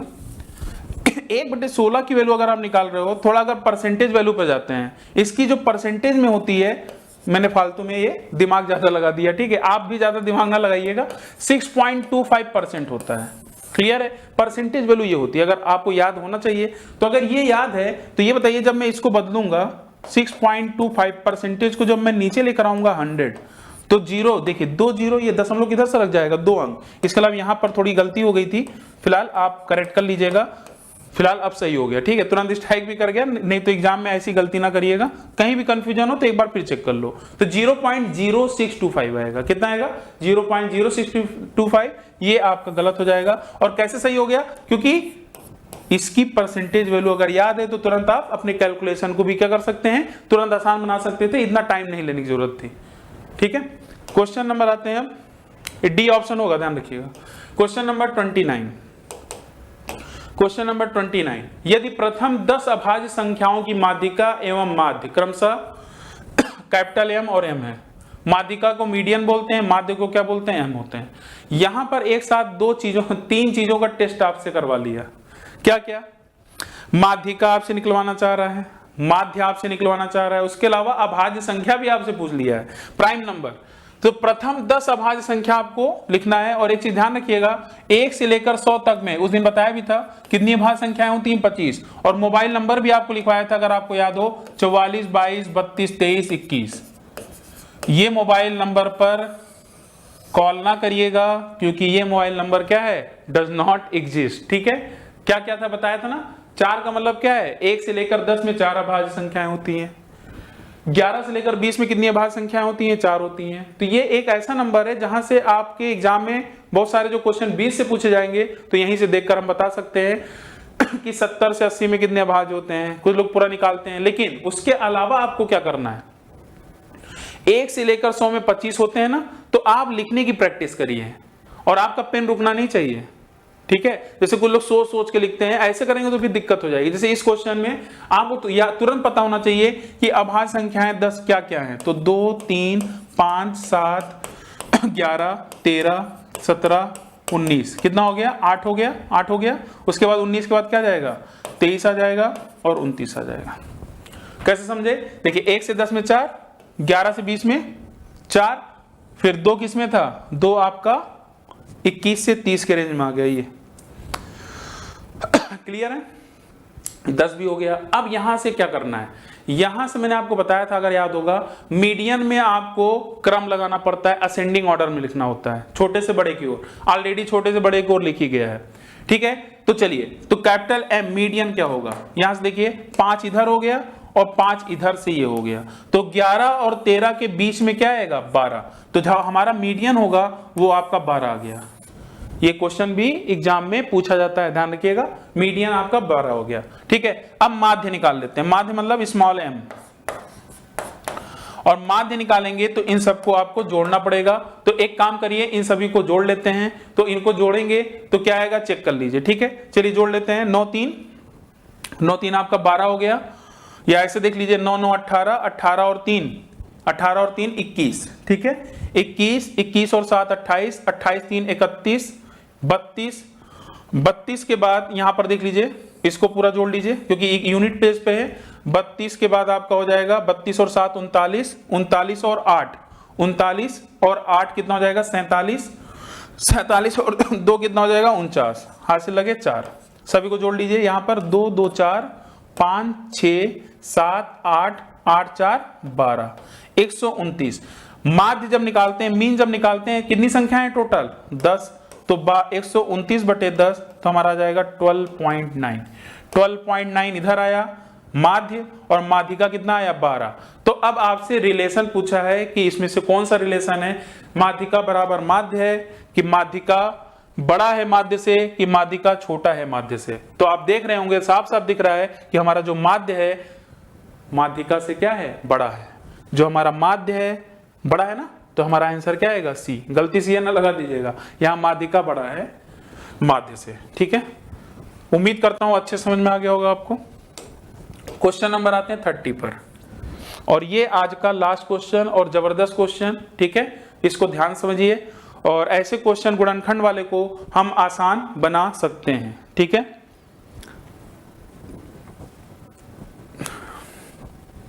यहां पर अगर आप ध्यान से देखें, मैंने इसके पहले भी एक चीज डिस्कस किया था, बहुपद का मतलब होता है पॉलिनोमियल। बहुपद का मतलब क्या होता है पॉलिनोमियल। जब भी अगर ऐसा क्वेश्चन आता है, आपको सबसे पहले अटैक किस पे करना, -6। एक्स स्क्वायर का जो गुणांक है वो क्या है -6। गुणांक का मतलब होता है कोफिशिएंट। और ये क्या होता है पता है, क्यूबिक के 3 रूट होते हैं, अल्फा बीटा गामा। तो ये आपका होता है alpha plus beta plus gamma. अब मैं दोबारा नहीं बताऊंगा क्योंकि मैंने बताया भी है। अल्फा प्लस बीटा गामा जो होता है वो इसका गुणांक होता है। ठीक है, और इसी को हम लोग बोलते हैं रूट्स, फैक्टर्स, जीरोज। ठीक है, हिंदी में क्या बोलेंगे, रूट्स को मूल, फैक्टर को गुणनखंड, और जीरोज को क्या बोल सकते हैं शून्यक। कभी कभी सोल्यूशन भी नाम दे दिया जाता है। ठीक है, ध्यान रखिएगा। अब आपको क्या करना है, x के साथ जो लगा है ये 1 2 3 इन सबको जोड़ना है, और जोड़ने पर मतलब इनको देखने पर ये -6 कहां पर आ रहा है चेक करते हैं। 3 - 3 0, ये नहीं होगा। -1 + 2 + 1, ये भी नहीं होगा। -1 - 2 - 3 क्या हो जाएगा -6, यही आंसर है, ये नहीं होगा। 1 सेकंड 2 सेकंड का क्वेश्चन है बस। ठीक है, तो इस तरीके से आपका आज का जो प्रैक्टिस सेट 4 है आपने अच्छे से कवर किया होगा, और उम्मीद करता हूं कि काफी नई नई चीजें आपको पता चली होंगी।